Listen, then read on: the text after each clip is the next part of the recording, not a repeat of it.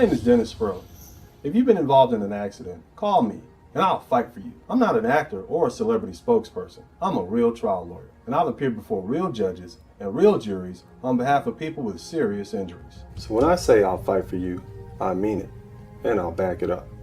If you've been hurt in an automobile or 18-wheeler accident, contact me toll free at 866-529-2444, and I'll fight for your rights.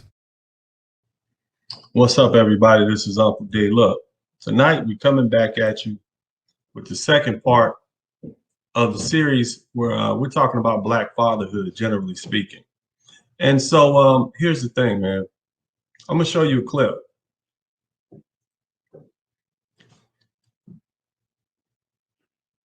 Tiger Woods and his father. Michael Jordan and his father.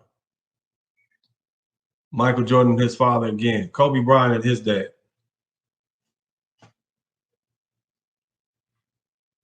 Patrick Mahomes and his father. Matthew Knowles and Beyonce. The Jackson 5 and Joe Jackson. LeVar Ball and his boys, all three of which are NBA players. Serena Williams and their father, Mr. Williams. So my question to you guys is, why is it that Black fathers don't get any credit for their famous, successful children? If the media has to choose between giving credit for successful Black children to their fathers, teaching and time and raising, they rather just not speak on it at all. Now, every now and then they'll talk about, well, you know, Tiger Woods' dad, he contributed a little bit, but you never hear about Patrick Mahomes' dad, who was a major league pitcher. How do you think that boy learned how to throw that ball like that? You know, they never talk about. And here's the thing, if they do talk about him, especially people like LeVar Ball, there's always so much negativity associated with this brother. This man, okay, has 3 sons who are active NBA players, all right? Who else do you know has come close to something like that on major teams? We have what? Archie Manning. Archie Manning he has 2 sons that played in the NFL. But 3 sons that play in the NBA at the same time. LeVar Ball should be he should be considered father of the NBA, father of the year, because he coached those boys up and made them success stories. Throughout all the things that we have to deal with, this Black man was able to do that, but nobody wants to give him credit for it. And my question to you guys is, why is that? Why is it that we allow the media to pick our heroes for us? Why can't LeVar Ball be our hero? Who wouldn't want 3 sons in the NBA straight out of high school, multimillionaires? Who wouldn't want that? Tell me why. Why is this happening? Why is it that Black fathers, as successful as they be, these men are crafting millionaires out of nothing? As you guys know, most of the time I'm on national TV. It's only recently that I decided, well, let me go ahead and invest in this YouTube thing, because I think this is where our people are, you know, and I want, especially Black men, and I want you brothers, you know, I want you to know that you have a voice. Wherever I am, I'm taking what you say. These things that we talk about, I take it straight to the television. You know, I take it straight to prime time.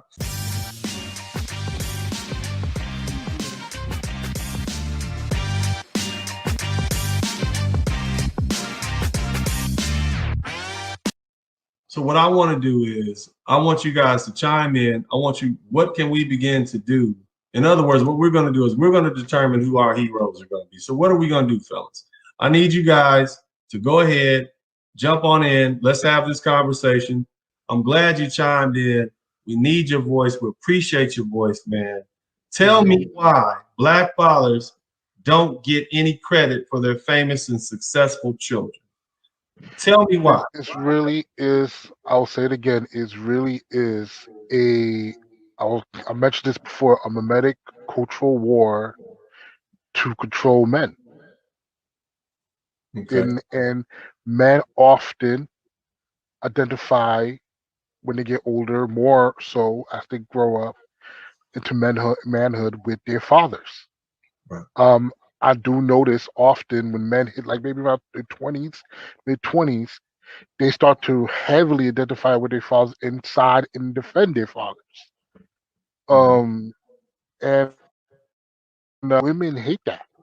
Women often really hate that, and they go around and they will say, "Oh, being a mother is a thankless job," this and that, third, and they guilt trip. Men don't guilt trip. Women, except when it's for the box, but but when it's besides that, but when it comes to other things, um, we don't guilt trip. We don't guilt trip. We don't say, "Oh man, Dad." We don't openly say being a father is a thankless job. We just say, hey, it's part of. We always chalk it up to it's part of the game. It's part of being a father. Shouldn't we change that, man? Shouldn't we say, no, you better damn well give me credit for what I've done for you, boy or girl? Or we Yeah. gonna have it out? Shouldn't we start putting the pressure on these kids? Like, I'm the one that took you to all those football practices. I'm the one that got out there and cheered for you in the rain. I'm the one that showed you how to balance yourself and how to run, how to tuck the ball, son. Remember that? Yeah. If it wasn't for me, man, you wouldn't be where you are now. You can't at least give me credit. Shouldn't we begin to tell our children that? Shouldn't that be something we drive into them from birth? Absolutely. We need to bring. It says honor thy father.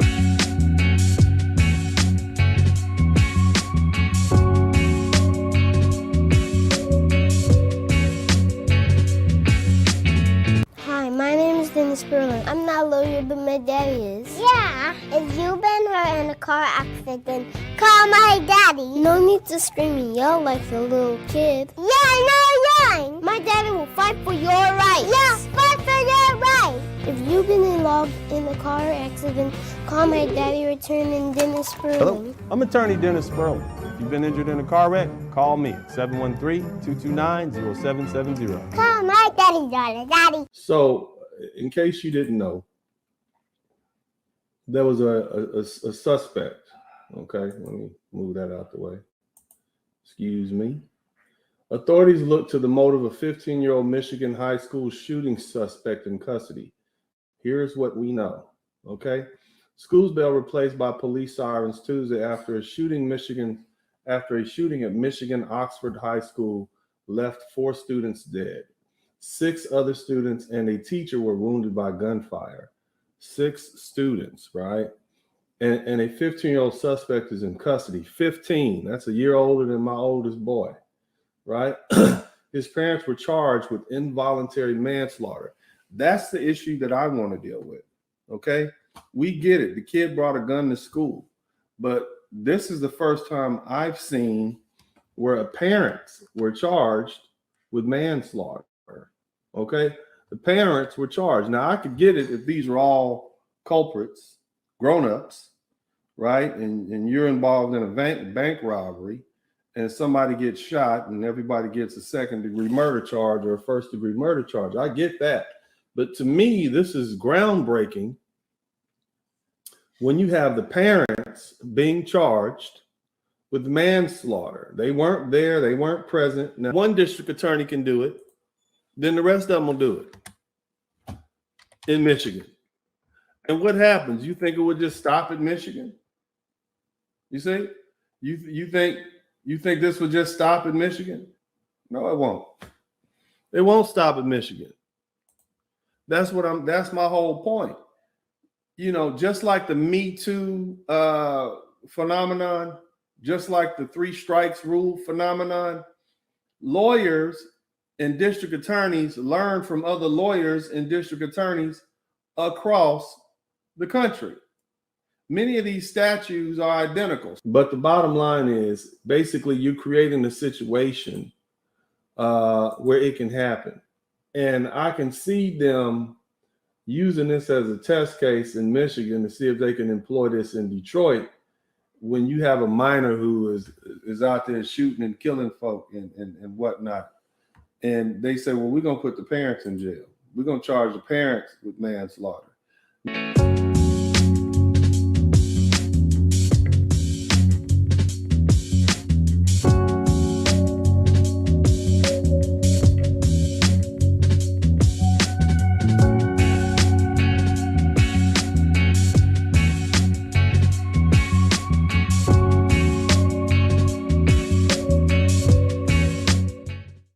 A lot of people don't like these uncomfortable conversations, you know what I mean? And my whole point is, and I think people don't get it, if they'll do this to white folks, they'll definitely do it to your black. You know what I'm saying? I understand. If white people will do this to other white people, they will definitely do. You see what I'm saying? Right. I get you. And I don't think. Go ahead. No, I'm sorry. I just had two questions that's bothering me. I don't know if anybody else in the chat has these questions right there. One, why are they doing this now? After all the school shootings that's happened over the, I don't know how many years, why are they doing this now? Hey, man. You understand? See, here's the thing. It's almost like what took them so long. Yeah, that's what I'm asking. What took them? That's why I'm like, I understand. You have a great argument. I like your line of argument. It makes sense. But why are they doing it now instead of before? I mean, this has been a problem for a long time. After the Sandy Hook shooting, that should have been a perfect opportunity. They didn't do it then. Why are they doing it now? Well, let's kind of look at the climate of America right now. Okay, I'm all ears. We're definitely divided, damn near at arms. Okay, for political reasons. Okay. And so I don't think this country has been this divided, according to a lot of historians, since, right before the Civil War.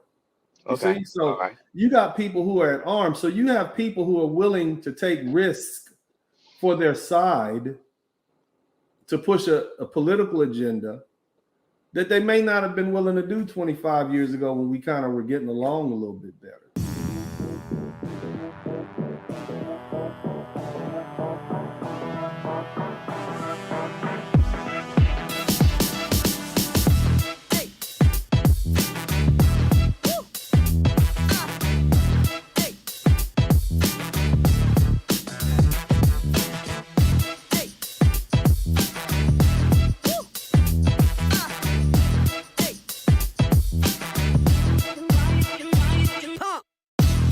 Dramatization. After a car wreck, you may have to fight with a highly trained insurance company rep whose job is to knock your damage claim down and out.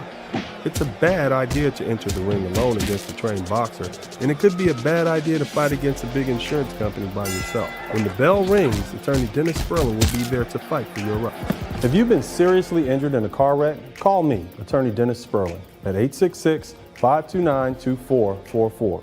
That's 866-529-2444.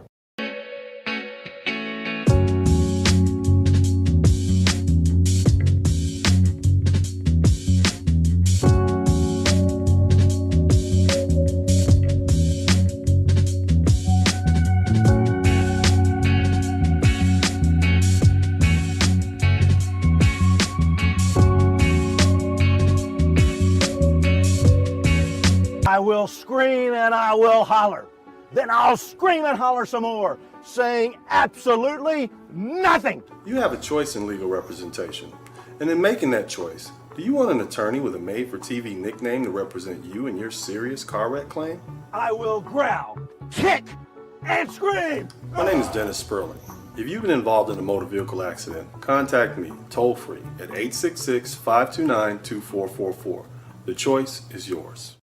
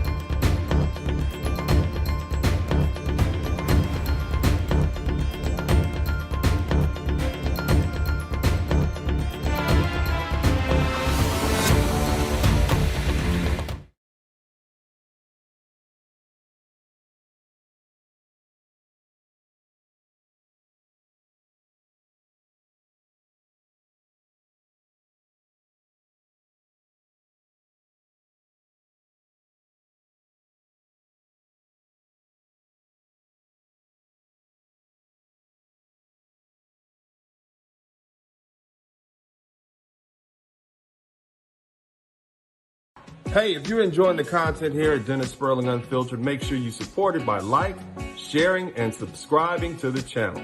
And also, hit that little notification bell in the corner so that you'll get notice of each and every one of our live. You guys know I've been dealing with some coughing and whatnot. And so a friend of mine sent me VK Platinum. And I've been taking this stuff and it's been really helpful. So I want to suggest to you guys that this is a good Black-owned company and they got these vitamin supplements. It's been very helpful for me. And I would hope that you guys would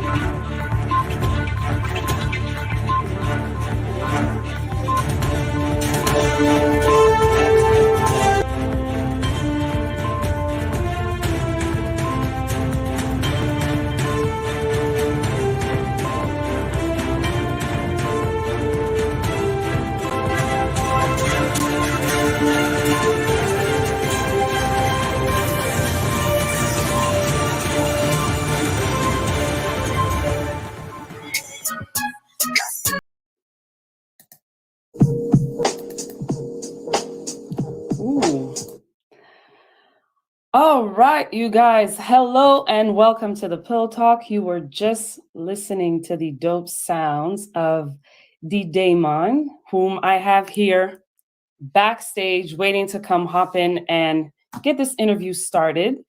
Before we get started, I'm going to invite you guys to go ahead, comment, share, and subscribe to my YouTube channel. But go ahead and share because it's going to be a dope conversation. As you saw in the thumbnail, right? You can spit bars and pass the bar because that is exactly what my special guest, Mr. Dennis Spurling, has done. So put some respect on his name, Dennis Spurling. Go ahead and share this live. Make sure your friends tune in. We know in Canada and beyond, there are a lot of rappers, right? There's a lot of rappers out there. So I think we need to find a solution to our wonderful rap world, but we need to learn how to balance both and some, because Mr. Spurling has done not just rapping, not just being an attorney. He's doing both of those things, but he has done so much more as well. So I'm going to let him hop on in just a few, but go ahead and share this like. Take a moment, just copy the link, go on to your Facebook, Instagram, let your people know so we can have more people up in this room so we can get the likes up and we can have a conversation with a whole lot of people because there's a whole lot of knowledge to share and experience.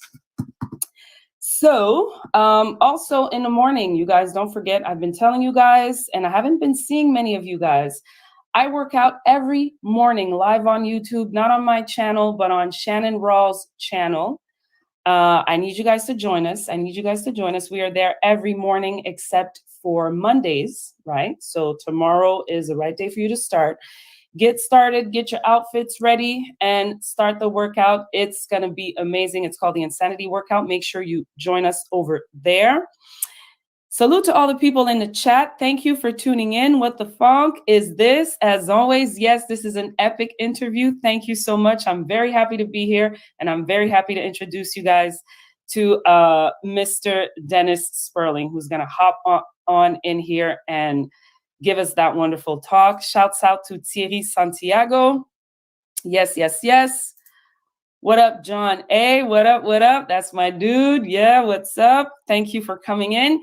Listen, so with no further delay, I'm assuming you guys took the time to share this live, so I'm going to go ahead and introduce our guests on to the Pillow Talk. Hello. Hello, Mr. Spurling. How are you? Oh, let me unmute you. My bad. Can we? Ooh. Oh, I think you're going to have to do it on your end. I'm trying to unmute you. Oh, there. No? Yes, you should be good. Yeah. Can you hear me? Yep. perfectly. All right. How are you doing? Yeah. Oh, I think the screen froze. Thank you for me. I really. Oh, it's lagging a little bit. We're not here. It's like we're losing you. Let me see if I can fix that. I was trying to simulcast it on my page so that we can get more people, but what I'll do is I'll just go Maybe ahead that's and. why. Yeah, because if you guys didn't know, Dennis has like 17,000 followers on his YouTube. So that's like, that's what I'm trying to get y'all to share, right? Yeah. So I can get to 17,000 as well. He's been putting in some amazing work, right? So I'm so grateful that you're joining us today. All right. So I'm happy to grateful. be here. Oh yeah, Too. Thank you so much. I'm honored. Right. I'm honored to be here. Oh. So listen, I wanted to have this talk with you because like I was saying, I was amazed because as you guys know, I'm a rapper as well. And it's always been sort of like a duality because rap is so, there's this stigma, there's this perspective that people have when they look at rap, especially our parents. You know, I'm a grown woman, but still, you know, rap is never, you tell people you're a musician, people are like, oh, wow. If you tell them you do opera or you sing, and like, oh, wow. When you tell them you rap, they're kind of like, oh, okay. Right. What else do you do? So I thought it was interesting because when I came across your YouTube channel, Dennis, it was, you know, I went onto it because, like I said, I was following the Manosphere, so I had no idea what I was getting myself into other than, okay, he's a big YouTuber, he's doing this thing. And then as we get towards the end, I heard your rap, and that's when I was just like blown away and everything's changed. And I was like, we have to have a conversation. So again, welcome. And I'm really excited to have this talk with you. Same here. Thank you so much. So take us through like how this whole rap journey began for you. How did you get into rapping? Oh my God. So I don't know how familiar you are with Los Angeles and the culture there in LA. But I grew up in South Central LA in the 80s, and we had this radio station. It was an AM station called K-Day or KDAY. And I think Greg Mack and some of the other DJs, they would always play the hip hop music. And so I had this little radio used to sit in my windowsill at my mom's apartment, and I would just listen to the raps all night. I would go to sleep. I would memorize the raps, you know, and most of the stuff was coming off the East Coast at that time because it was the early 80s. So LL Cool J, Kool Moe Dee, you know, we had some Ice-T and stuff in there a little later on, but for the most part, just a lot of East Coast, you know, like hip or hop or hippie to the hip, don't stop or rock. And, you know, the break dance and the pop lock and that whole culture was big back then. So, you know, I remember the first time I ever saw myself rapping. I was 10 years old and I was on the schoolyard and I was just rapping. You know, it was a contest. It was me, we were freestyling, and I was just rapping, you know, and that was the first time I remember rapping. Now, the first time you know, it just grew from there. But the first time I remember ever writing a rap song down, it was my freshman year in college. And they asked us, it was, you know, I went to HBCU, which is a historically Black university, Grambling State University. And I was up there with a guy from Texas. He was from Dallas. And it was kind of like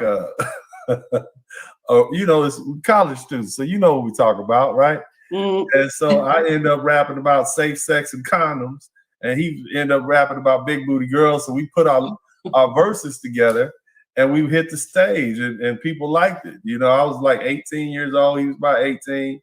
It was a good, fun time. But that was the first time, and so I end up writing more of my songs down. I used to write them down in my adopted father, foster father, rest his soul. He said you should put those on the computer so you don't lose them. So I end up starting to write my songs down, and I figured out how to write them so that I would have the proper breaks. And I figured out if you put 13 syllables in each line, it would be perfect to match the music. And so from there, I started developing. Now, the crazy thing is, early on in my rap writing, and I just say writing, I was really mechanical with it.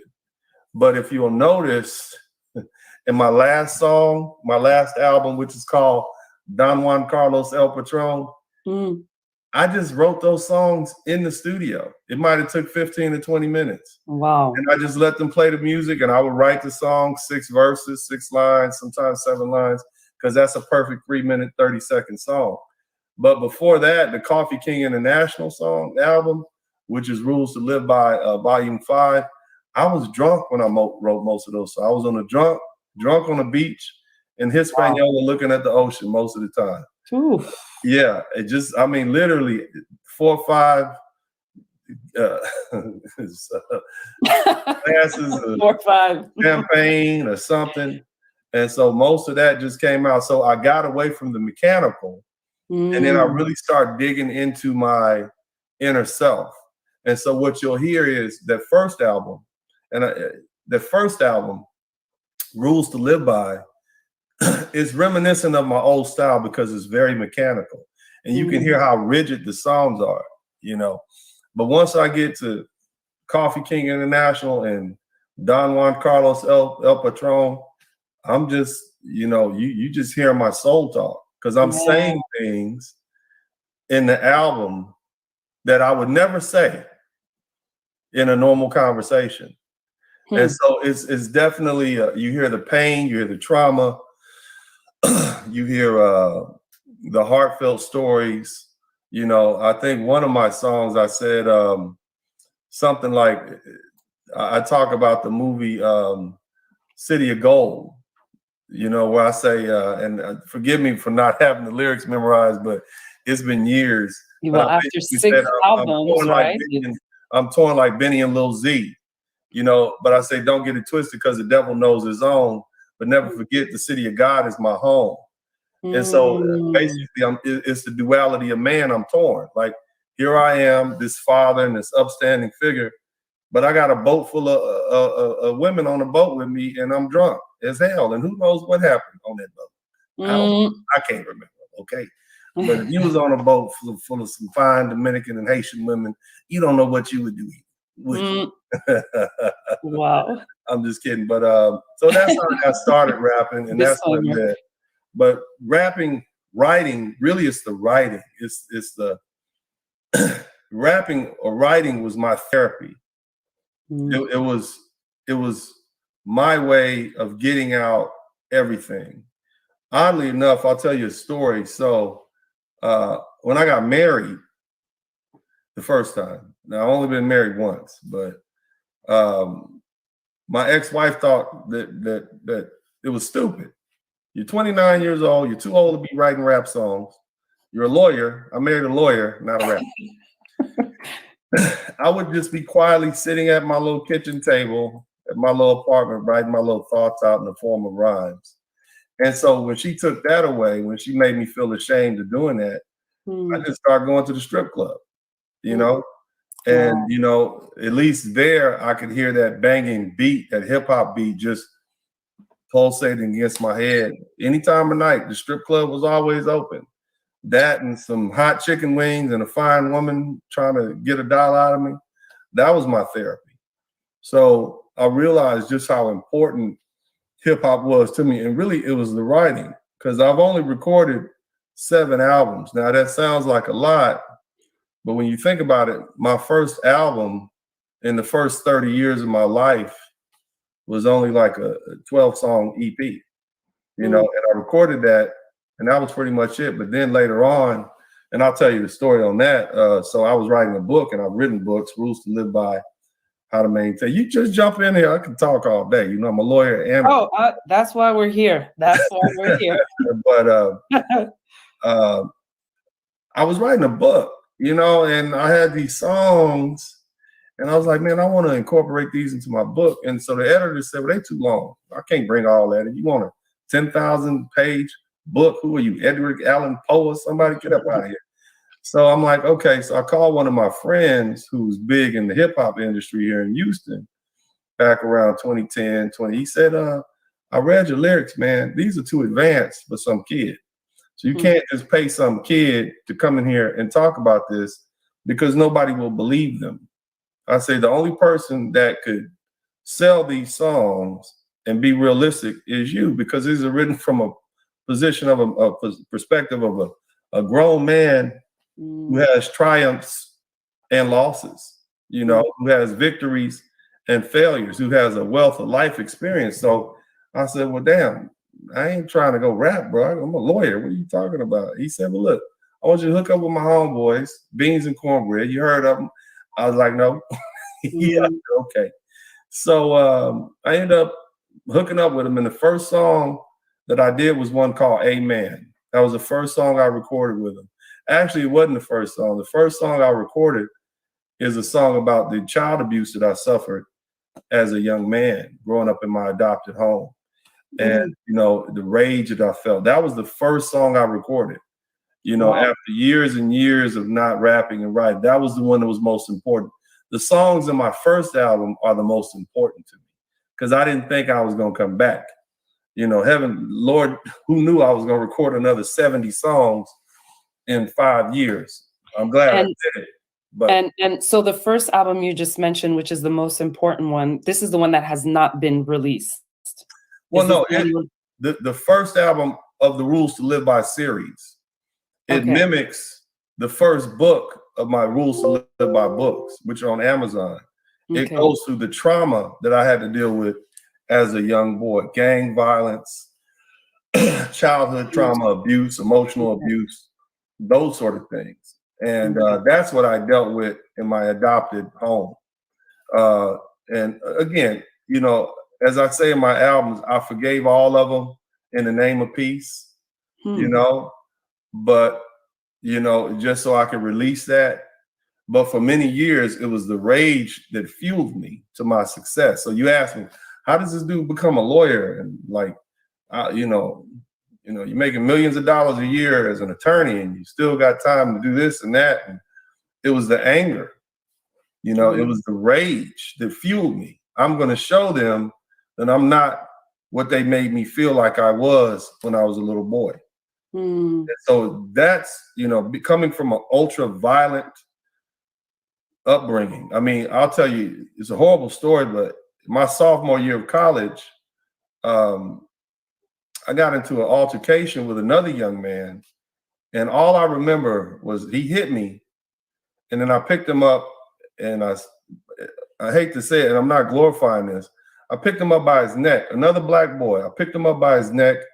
I remember having him by his neck and turning around and taking him to the ground and choking him because I didn't want to fight him. I wanted to, you know, I wanted to do more than that. And I kept remembering this thumping sound on the side of my face. It was just a thumping sound. And so I glanced over and it was his friend kicking me in the head. But I was so intently, it's like a pit bull lock on a piece of flesh. And so I realized then that it wasn't something that I could walk away from. Like, you can't bury all that rage and anger under degrees and money. It's still going to be there. You're still going to do destructive things. In my books, I refer to them as monsters. You can't bury those monsters in a pit. They're just going to dig them way out of. And so that young man who probably had the same issues I had, he brought his monsters with him to the school. My monsters were already there. Our monsters met up. I tried to kill him. His friend was trying to kick me, and it wasn't doing anything. It took 4 police officers to drag me off of this guy, and they drugged me off of him, kicking and screaming. So, you know, you're talking to somebody who had problems, you know, like serious violent tendencies.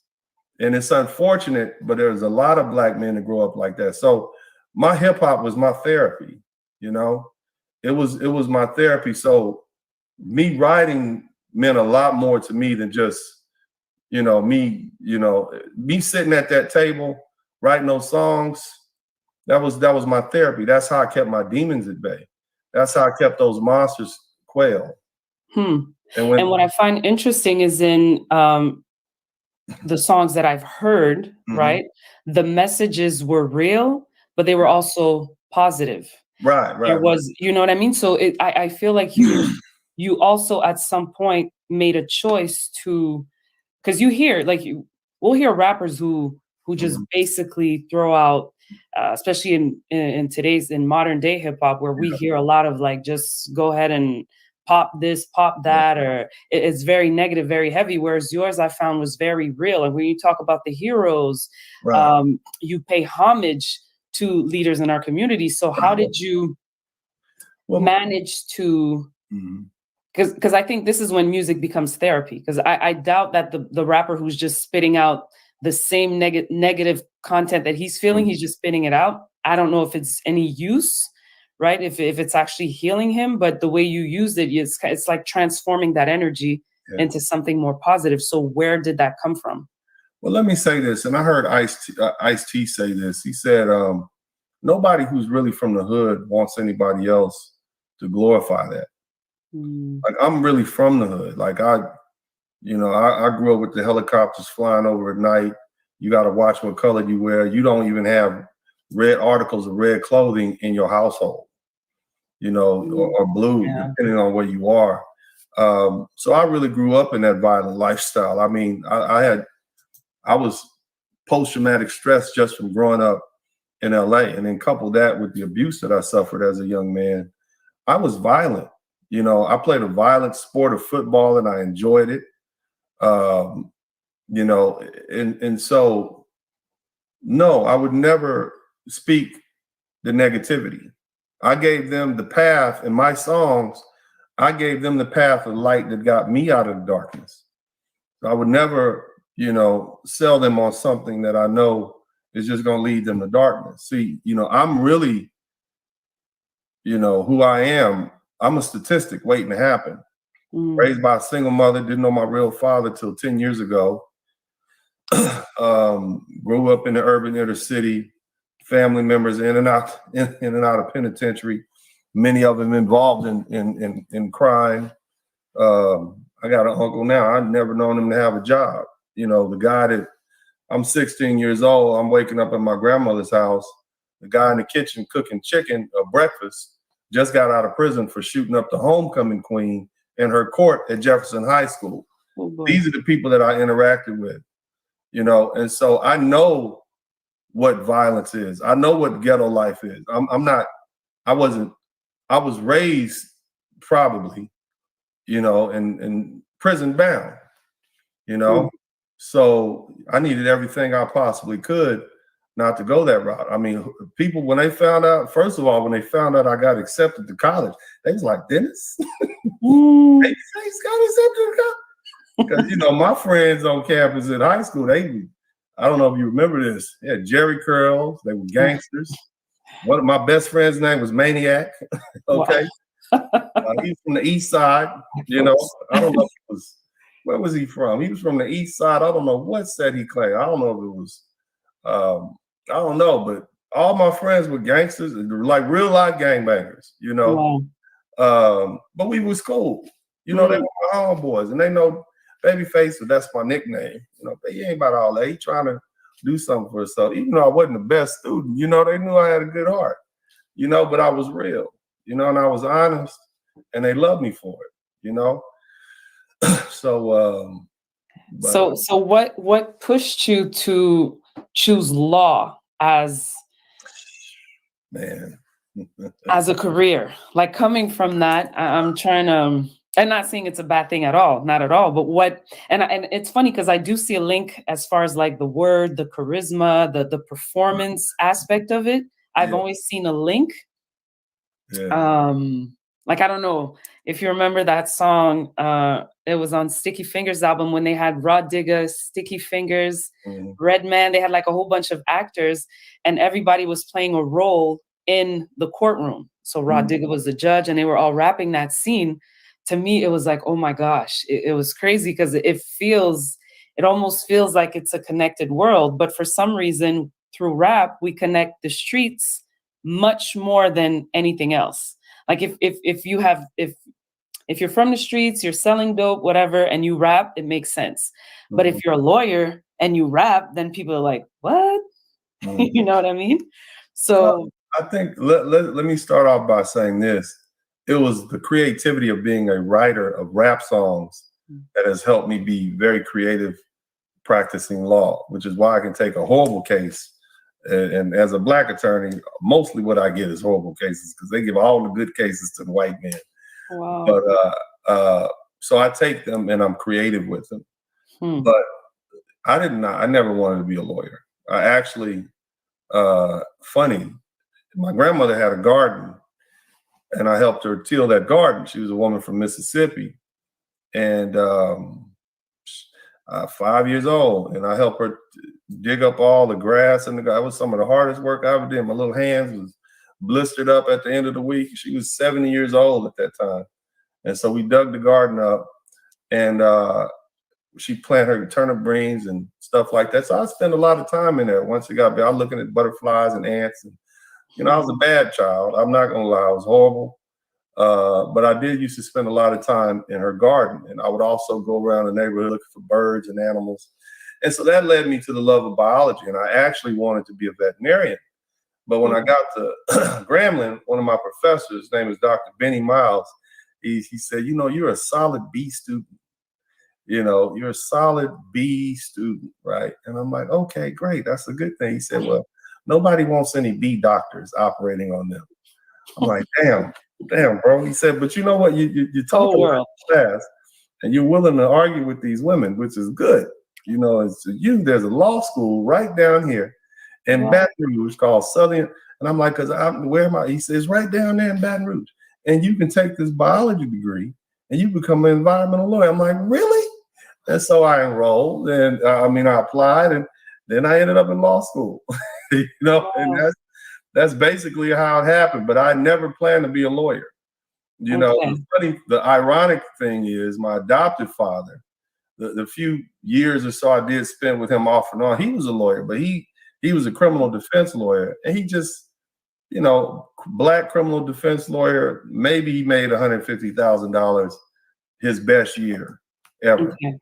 But, that was not, but he worked all the time. I never saw him, so even when I was there with him, I never saw him. And, I just didn't see this is not financially something. If something is not something I want to do, you look like you work too hard, you clearly ain't happy. And so that's not, so I kind of steered away from that. Yeah, I wanted to be a veterinarian.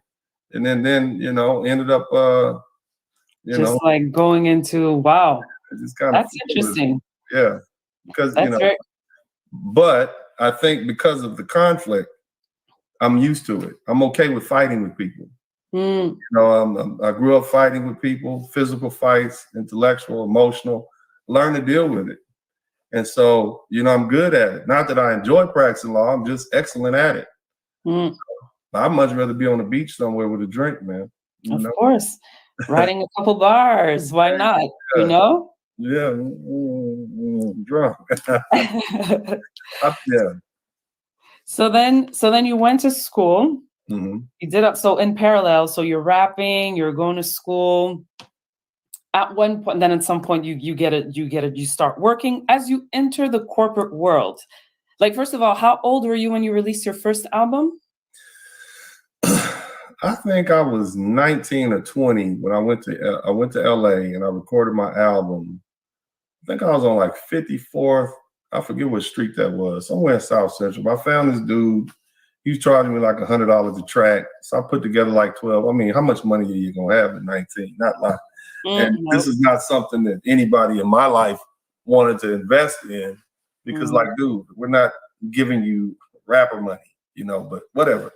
So that was my first album. It kind of set up for a little while. Some people liked it. It was definitely old school stuff. Crazy thing was I got some flight benefits from my adopted father's second wife, I think it was, even though I was off in college. She was nice. I liked it. She put me on the flight benefits so I could fly back and forth to LA a lot more. And so they had a spot over on Crenshaw and I think it was Crenshaw and Exposition Boulevard called The Good Life. It was a Good Life Cafe. B Hall would own the store, own the shop, and a lot of your best rappers in LA. Skilo, Farside, all these guys came out of the Good Life Cafe. And it was LA Underground. So I really changed my rap style when I got there. So I went from old school to rapping with that modern flavor, that modern flow. Like the first person I've ever heard rap like they rapped at the Good Life Cafe was Eminem. So when I first heard him in 1998, or it was in 98, 99, when I heard that song, Eminem, I'm like, oh my God, that's the sound. So it wasn't that he was the first one to do it. He was the first one to break into the to the mainstream. So the story is, there was a young brother who used to rap at the Good Life. His name was Otherwise. I'm otherwise, like you other guys can't see with your other eyes and block. I remember him. And so he had a rap competition against Eminem, and he beat Eminem. Wow. Dr. Dre ended up calling Eminem because he's a white boy. He knew he could sell with this white boy. Yeah. But yeah, that's how I used to rap once I start going there. Now, if you hear my style now, I have an integrated flow. Every other word will rhyme with every other word that came before it. You see what I'm saying? So if I say cat might go, I'll say cat tight rope. You see what I'm saying? So it's integrated flow. Every other word raps with it. And so that's why it's smooth and it's palatable. You can listen to this grown ass 35, 40-year-old rap music because it's smooth and it's easy on the ears. You see what I'm saying? So that was the style that I did. But yeah, shout out to the Good Life Cafe, man. That was good times. I would come up there on the weekends and flow with the fellas and then head back to college, you know, that Sunday or so. But you know, so shout out to the LA Underground, and that's where I really learned. So I've been working on this. This is not something I just popped up on. It's a lifelong thing. It's always been a love of mine. And I was a rapper before I was a lawyer. How about that? Exactly. So then what happened when you entered, like when you officially, you got your degree, then you were like, okay, I'm still rapping, but I'm going into the corporate world. As you hopped into the corporate world, were you like, did people know, your colleagues, did they know, or were you living like a secret life on the side where you're releasing your album, sometimes you're in the studio at night, and then yeah, you're right. Yeah, it was yeah. So for many years, SAREL, I'm like, what are people gonna think when they find me? No. I know the feeling. Man, I got a feature with Paul Wall, you know, the rapper, the white. Like, what are they going? How is this gonna mesh? You know, I mean, I thought about this for years. How is this gonna mesh? Like, I can get away with the reality shows, you know, which we're gonna get into as well. How do I broach the fact that I got 6 studio albums with Beans Incorporated? How does that? How do we make that? I don't know. My kids like my songs. My children, they like, that's a good one, Daddy. We like that one. But how do I sell that to my client? I don't know. But at some point I just decide I'm gonna just go put it out there. You know, but again, what you gotta understand, SAREL, is my rap music was for me. It wasn't for you all. Okay. It was your rap music is my personal diary. You could call it the audio book to my books. We were also supposed to be my personal diary. That is supposed to see the light of day. Then somebody got hold of it and said, we need to put this out. You see? Okay. So it's not that and shout out to my man Jay Bones. That's one of my young brothers, man. I love all my guys on my page. I'll make sure y'all check out SAREL BEY out. She's a bae. She's a bae, but I'm here. She's a bae, but we ain't talking about that. I'm not gonna talk about that. But yeah, sister. So you know, that was how it was. It was my audio. It was an audio book to my life. You know, my deepest. And the business aspect of it, or the need to share it, came out. The opportunity presented itself, and that's when you released it. But when you were facing the corporate world, it was more so like, hey, I'm doing what I have to do. I'm not going to be the one coming in and saying, hey, you guys go check out my new album, or go check out my albums. They're out. If they find out, they find out, sort of thing. Basically, yeah. If they find out, they find out. But for the most part, I was living a separate life. You know what I'm saying? It was like you're a rapper at night. And I'd be at the studio till like 2 o'clock in the morning, you know, and I would be there from like, I get there at 9, we'll chop it up for an hour, half, 2, they'll make the beat, I'd rap. And it used to take me so long to get the albums done, the songs, because I used to care too much.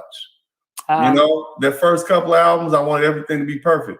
By the time I got to song 86, I'm like, look, man, we got 15 minutes and I got to get up out of here. So go ahead and let the track run.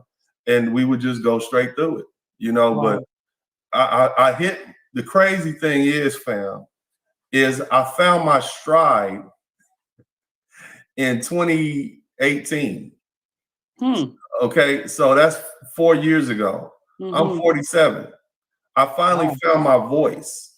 You see what I'm saying? I finally found it at 43, and it's like, damn, this was a good album. I got like 10 million views on music video.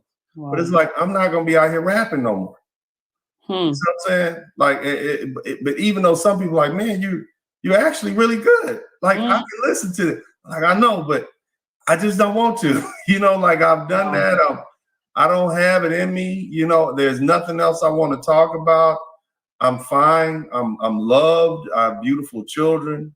You know, I have a career. I'm fulfilled. I get a chance to talk to these brothers every day and help them with their issues. I got a beautiful fiance now. Hell, I don't even drink as much as I don't even know how I can write a rap song. At this point, I ain't drinking enough to write. You know what I'm saying? That's so real. That is so real. That's that hit me. It's so real. And also what you said earlier when you were saying that your first wife, or your wife, your ex-wife. Yeah, she didn't approve. Yeah. So I stopped rapping. And that might be one of the reasons why we got divorced. You know? Because once she said you can't rap anymore, I'm embarrassed. She used shame. Now see, I should have said, I don't give a damn what you say. I'm gonna keep doing what I like to do. This is what I want to do. I should have been man enough to say that, but I didn't know that was okay. No, and also there was this sort of idea that rappers, I remember when, I think it was when Eminem came out, I think I was about 21 and I heard he was 27 and I was like, he still raps because to me at 21, 27 is old, right? Yeah. But throughout my entire life, it was always like rap has to stop at a certain point. It has to stop. That's why people are so eager to make it, because you figure there's like the clock is ticking. Yeah. So I get why you felt that way. And when everybody around you sort of makes you feel like, why are you still doing that? You feel like a little child. Yeah. It's hard to explain. I still get pushed back from dudes on the internet. How old was you when you wrote the song?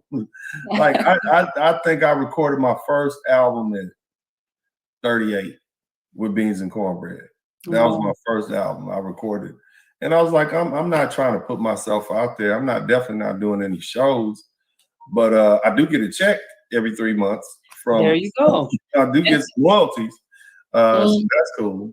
But so you know, I just had a song to sing. I wanted to preserve my voice for time, you know, for posterity, and I did it. Yeah, you know? and in the end, it's poetry. I just feel I feel very sad, and you can let me know what you feel about the current state of hip hop, because my thing is, it's music, and essentially it's really just rhythm and poetry. We're just you could talk about anything, but there's like this link to street life, street credibility, or like for women, it'll be like you have to be like this hardcore stripper life kind of, you know, it's very narrow-minded. You have to play it along those two lines. That's what the industry is pushing. That's what they say people want. But rap, if you listen to old school stuff, they can talk about anything. Yeah, you know, freestyling, they'll like throw me a word. Right. But and for us, there's a reason why the old school music is now outperforming the modern music. When I say modern, I'm talking about within the last 5 or 10 years. Yeah. If you listen to my albums, there's an absence of profanity. I think I say one curse word in the whole, that's like ass or something like that. But there's no profanity, and it's good, solid music. You got all the elements in the track. You got good beats. I follow the lyrics. I mean, I follow the track. It's real smooth. And the other thing you'll hear is towards the last albums, I smooth my voice out, real smooth, and I go to a whisper, so you can still hear the ruggedness of it, but I just smooth it out. So I turn my voice into a whisper. So it's a low conversation that I'm having with you. I'm like, talking to you, and we're gonna make this trip, and we're gonna not trip, and it's gonna be cool. Don't worry about nothing, and it's solid. It's cool because I didn't want my voice and my lyrics to get away from your enjoyment. I'm just there to like a surfer on a wave. I'm not there to stop the wave. I'm just there to ride it. You see the beauty of that wave. I'm not here to get in the way of that. You understand? Yeah. It's that real talk. That's smooth. Yeah. Smooth with actual bars and an actual message. And it's funny because I remember back then the voice in hip hop and rap was super important. Right. Like today, and I mean, I don't want to knock anyone, but today I'm hearing voices when I'm sitting in the car with my children. I'm literally like, no, listen, I said, okay, we're going to play your music, but this is straight up hurting my ears. Like I can't. Yeah. Like there's some cats I can rock with, I can listen to, I like, but there's a lot of them, they come on with that squeaky voice and I'm just like, nope, I can't do this. Yeah. The voice is very important because it's the frequency you use to, there's I'll share with you this. I don't know. Well, you're a BEY, so I'm but if you read the Holy Bible, you look at the origins of Satan. Satan was born with a instrument in his throat. Basically, it talks about how in his creation he was literally made to be a singing machine, and that's why we infer that he was a leader of God's choir. Now, when he was struck down and removed from heaven with 1/3 of the angels, it says nothing about him losing his power and control, or his power that he had, his special power. And that was the power of what? Sound, music. You look at the Bible, you look at the Genesis, the Lord spoke the world into existence. He said, let there be light. He didn't wink. He didn't snap his fingers. He spoke. The Bible also says the power of life and death is in the tongue. So what does that tell you? There's also some theories that the people who built Kemet, they use sound to cause the big rocks and things to vibrate so that the atoms will become separated. And when things get spread apart, they get lighter. And so that's how they managed to cut and move make these pyramids, which is something we can't do. Which is why a lot of people say, well, they said aliens had to build this. These Negroes couldn't have done that, goddamn. But the bottom line is, it lets us know that sound is important. And that's why you have to be very careful of the things that you listen to and the words that come out of your mouth. This is programming for a reason. Why do we call television shows programming? Why do we call radio programming? What is this brain? It's a computer. So when you listen to things, you are being programmed. The music that I create is something you can listen to and not program you in a negative light to do things that are detrimental to you. It often inspires hope. It lets you know there are other people out there. And if I, this big lawyer, who makes money, this tall, handsome, strong, well-built man, that's right. If I can humble myself and explain to you what pains me, what bothers me deep down on the inside, surely you can do it too. Surely you can share. You see, surely you shouldn't be ashamed of sharing what's happened to you or the things you've suffered from. Because see, when you keep it all in, Ms. BEY, that's when that anger bursts out. That's when you become a volcano and you erupt. You can't hide these monsters that you have inside you. You got to let them out and air them out. You got to share them. You see what I'm saying? Facts. So yeah. It is therapy. It is therapy. And I think that's why I think it's a shame that that aspect is sort of, I feel that part of that aspect is gone from today's music, because they don't go deep as much into their feelings. Like before, I remember rappers used to openly talk about real heartbreaks, real issues. Like she dropped me, she let me. Nobody was ashamed of things that they had to go through. It was just part of their experiences, right? They would just share it, and as you share it, you release that energy. It comes out, and the more you sing it, the more it becomes like a story you told, and you're able to distance yourself from that story. You are no longer that story, right? Yeah, but nowadays, I label in beans and cornbread. Now we struggle to try to figure out what is this, because if you listen to the elements of the music, and first, you guys who don't know, I sing in English and Spanish because of all the time I spent on Hispaniola. Before I found my fiance, my plan was to go on ahead, get my money, get rid of these first round of kids that I had from the start of marriage, get rid of these kids, move down to the Dominican Republic and find me a fine Dominican, a Haitian woman, and shack up with her for the rest of my life. Live till I'm 89 and die. It didn't really work out that way, but that was the game plan. All right. But what I was going to say was you have to you have to understand the roots and the purpose of music. Before I started recording in 2013, I would just listen. I gravitated to the blues, Howlin' Wolf, Muddy Waters, Etta James. You familiar with these people? I know you're a young girl. You don't know nothing about that. No, well, I'm 40, so yeah, I was right there in the 80s. Yeah. So, of course, this is before our time, because this was music that was played in the 40s and the 50s. But if you listen to Howlin' Wolf, you know, Muddy Waters, Etta James. Muddy Waters less. I heard Muddy Waters through Redman's album, which was called Muddy Waters, and that's when but I'm not from Etta James. A little more. And so what I was saying, Beyonce, because she's not Black American. I said all that trauma and she likes the blues too, which is shocking. Like, are you too young to like the blues? But all that trauma, all that pain, all the suffering that we had to endure came out in the music. That's why you hear Howlin' Wolf hit those notes. And if you really strip away the music, it's like, oh my God, this is horrible. But it's also beautiful. You see? And if you hear about the lyrics that they're talking about, if you listen to the lyrics, it's straight from the soul. See, these young brothers and sisters, they think that they're doing something special when they get high and write their lyrics, but you're not really tapping into your soul. You're somewhere else. You're delusional. You're crazy, but that's not your soul.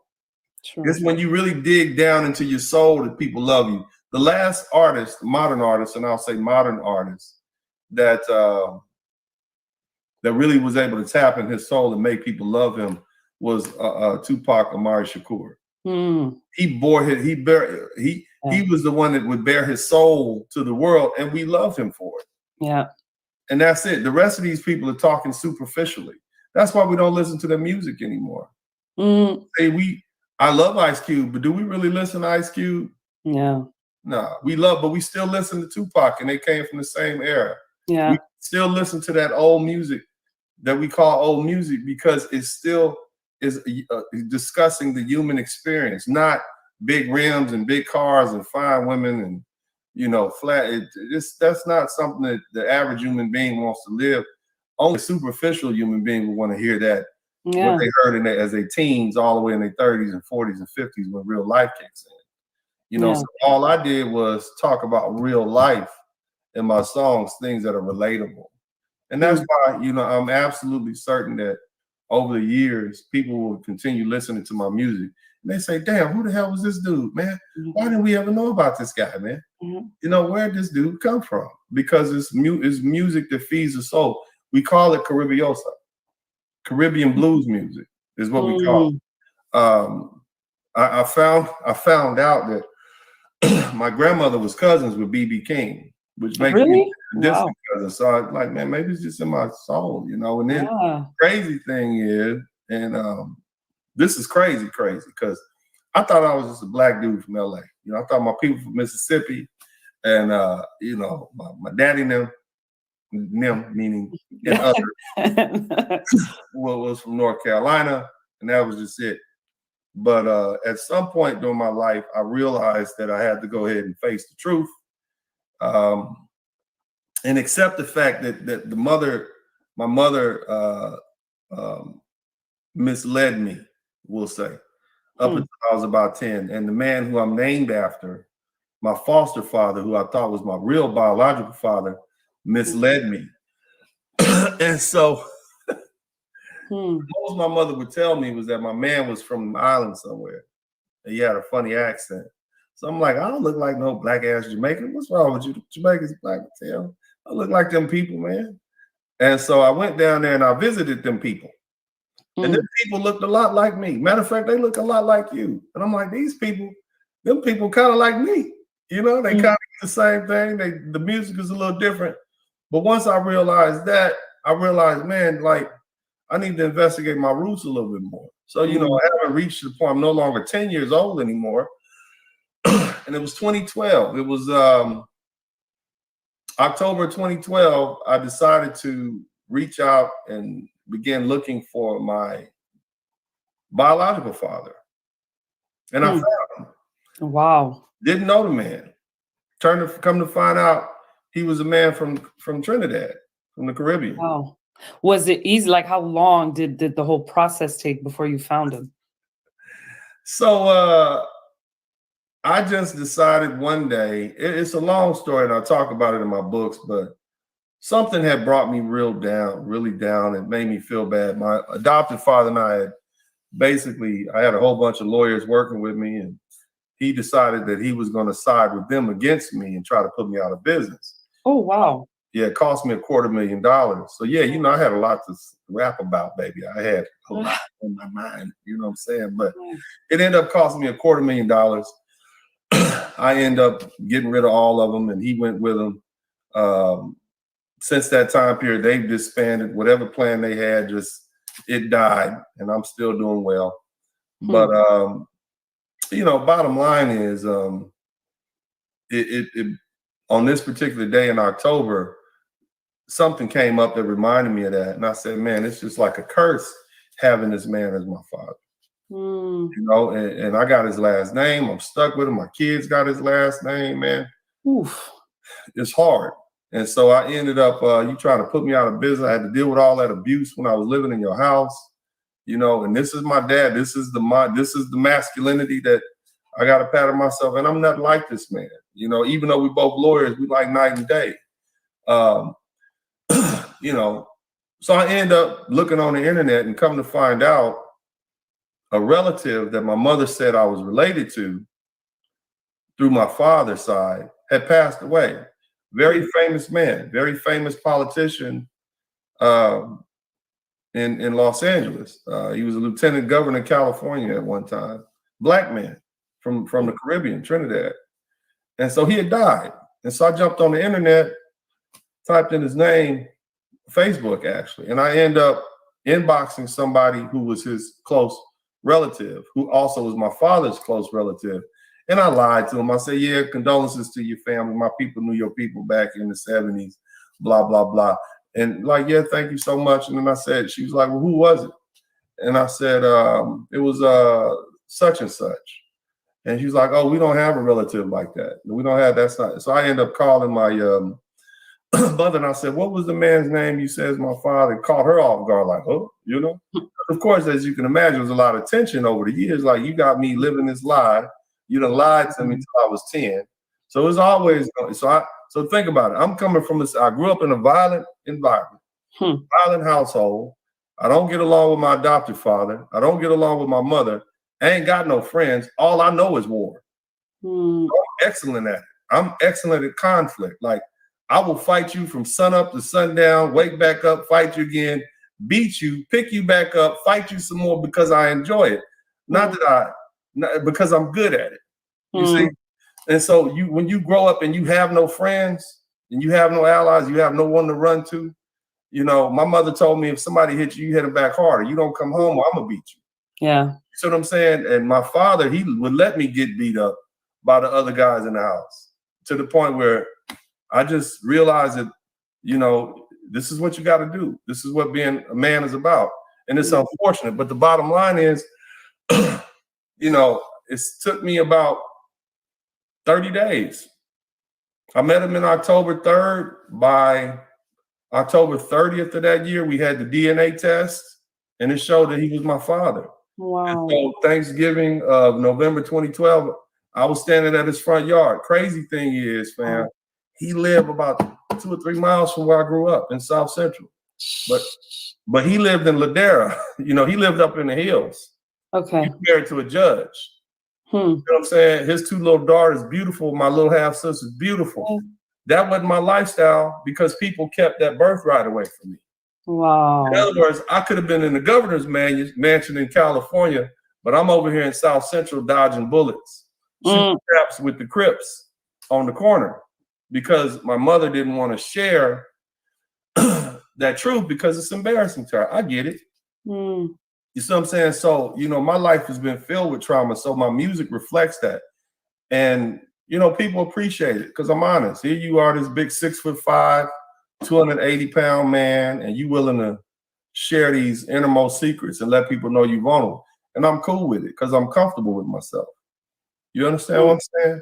Yeah, because that's what I was just about to say. When you said I could have lived that other life, I was like, yeah, but you wouldn't be the rap, like all these endless lyrics and all that therapy wouldn't be out there in the world. So I wouldn't be able to relate to any of you Negroes, okay? I would have a fine, blonde-haired, blue-eyed white woman. Be living up in the hills somewhere with some biracial children, not thinking about any of the Negro problems that you all have, okay? we like this Dennis better. He's more down on y'all like that. What is wrong with this? Shit, I wouldn't be this person, you know, but and I think about it, it's the reason that God forced me to do this. Because I know myself. I know who I am, you know, and I just come from a long line of men that are very comfortable with themselves. So I really don't do what I want to do. Don't care what you think. You know, one of the reasons I didn't want to be a prosecutor is I would put all of y'all in prison and have fun with it. I would, let's put, how many can we put away today? Because it'd be like a sport. Yeah, it'd be like a sport to me. I don't have no emotions about that. You did it, you're going to die in prison. That's what I'm saying. I know, no mercy, no deals. Cold like that, 99 years or 200 years. What you want? That's all. That's the offer I'm giving. So I purposely stay away from the criminal practice of law. I purposely didn't want to be a prosecutor, United States prosecutor, because I'm like, I know myself. You know, like I know who I am. And do you think that that way of thinking comes from the fact that you've lived part of it and you avoided certain things and you chose to come out with a positive message as opposed to falling for the trap and just doing exactly, ending up in jail as well? Is it because you avoided that now you're like, it's avoidable, it can be avoided because you made it against all odds? You know, at a young age, you know, I was surrounded by death, you know, and having to come to grips with that at such an early age, and I never thought I would live to be this old, you know, I never. And so you just stop caring, you know, there's no fear. I'm not afraid of death. I'm not afraid of, you know, I'm living, you know, I my kids hate it, but I always talk about when I die, you do this, do that, because I'm not afraid of death, because life has been hard. My life has been really hard, you see? And I embrace it. But I don't want to live to be 90 years old. You know, if I had to do another 43 years like this, my life has been hard. But is it still hard now? Hell yeah, it's still hard. because I'm still dealing with the monsters, and there's new monsters coming every week. Now they might not be as big as bad as the monsters, but then again, when you have to deal with that when you're young, it makes you different. So I just don't care. I don't have those type of. My life is hard, so I don't care if I make your life hard. So if somebody puts me in a position where I'm getting paid to do a job, I'm not going to do it with compassion. I'm going to burn you. You see, so I purposely stay away from those things that I can harm people. Okay. I purposely avoid conflict where I can because I know who I am. Like I'm telling you, I'm a lawyer, but you know, I know the type of man I am because I know what created me. I know the circumstances that created me. So I need a peaceful environment. I need a peaceful woman. I need peaceful friends. I need people who don't start problems with me. I need to go to peaceful places because I know what's on the inside of me. So I hope people understand that. Yeah, no, it's deep. What you just said is so deep because I think sometimes life will test us because it's important to preserve who we are, right? Like what you just said, it's basically knowing what you have dealt with, what you have on the inside, who you are, what you're dealing with, and protecting yourself, right? Because some people will bring the worst out of you. Right. And that's how they are. Like they haven't dealt with their own demons. So when you start hanging out with those people, you might think, oh, I'm strong enough, I can handle it. Same reason why your parents sometimes will say, stay away from that person, stay away from that child. He's bad news, he's this, he's that. Because the influence sometimes can just take over. And next thing you know, you're in a different zone doing things you had no business doing. Yeah. And see, I don't have an off button once I get turned on. And so that's why I'm cool. Let me just leave me alone. You know, I'm happy. I want you to be happy. I wish you well. I don't want problems. I want to be left alone to raise my children and enjoy my life. And so I purposely don't put myself in situations with people who would bring those violent tendencies out of me. Yeah. Because you never really get rid of those monsters. They're always there. You could either feed them or you could starve them. Starve them with love and kindness and graciousness and positivity.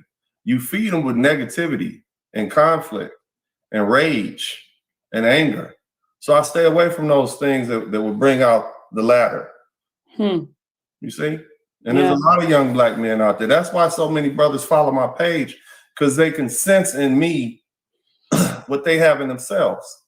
Yeah. And that calms them down. That gives them because you can tell why young men like that wouldn't connect with the typical, anybody who doesn't understand what they have gone through and is just really like a therapist or someone who they have absolutely zero link to, and that person's telling them, well, you have to act right. You have to do this. And they're like, you're not in my shoes. You don't. Yeah, I get that. Because one time I remember I was talking to someone that's close to me, a guy, and I was telling him, listen, I went through this, that, and I was like, no.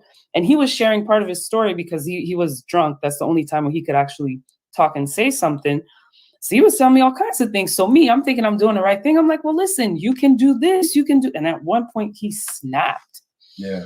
He snapped and he was like, listen, that's you. You don't know what I've been through. So stop. And he just shut down. And I was like, okay, I won't do that again. Because you think you're helping someone, but he knows I didn't go through what he went through. So I can't. What advice do I have for this man? You just have to tell him to find peace of mind and happiness wherever you can. Like, you know, after my divorce, I used to get drunk. You know, I was depressed and sad, and people might say, well, damn, you drinking like that? Well, it's better than me shooting myself in the head, which is what a lot of men do. You got all these women coming in and out. Well, it's better than me shooting heroin or cocaine. You know, I'm just trying to do something to get through this part, right? And let me just do whatever I got to do to get through this part. And when it's done, hopefully I'll be done. It took me 10 years to do that. Wow. From 2010, after I filed for divorce, to about 2020, I remember sitting on the porch in front of my villa in the Dominican Republic saying, okay, I'm in my rocking chair. I got the maid in there cooking. There's like 4 or 5 women in there. And I'm like, okay, I'm done. I'm ready to go home. I'm ready to focus on practicing law and being the best dad I can be. But I've spent millions of dollars just on liquor and women and partying and self-medicating with alcohol. And it took me that long to get over that because, see, you know, you do the best you can. You know, they don't give you a map. They don't give you a map. They don't give you a map. They don't give you a list of what you should and what you shouldn't do. But then when you mess up, you get blamed for it. True. So divorce is a big mess up, you know? And now I got my children in heaven. I got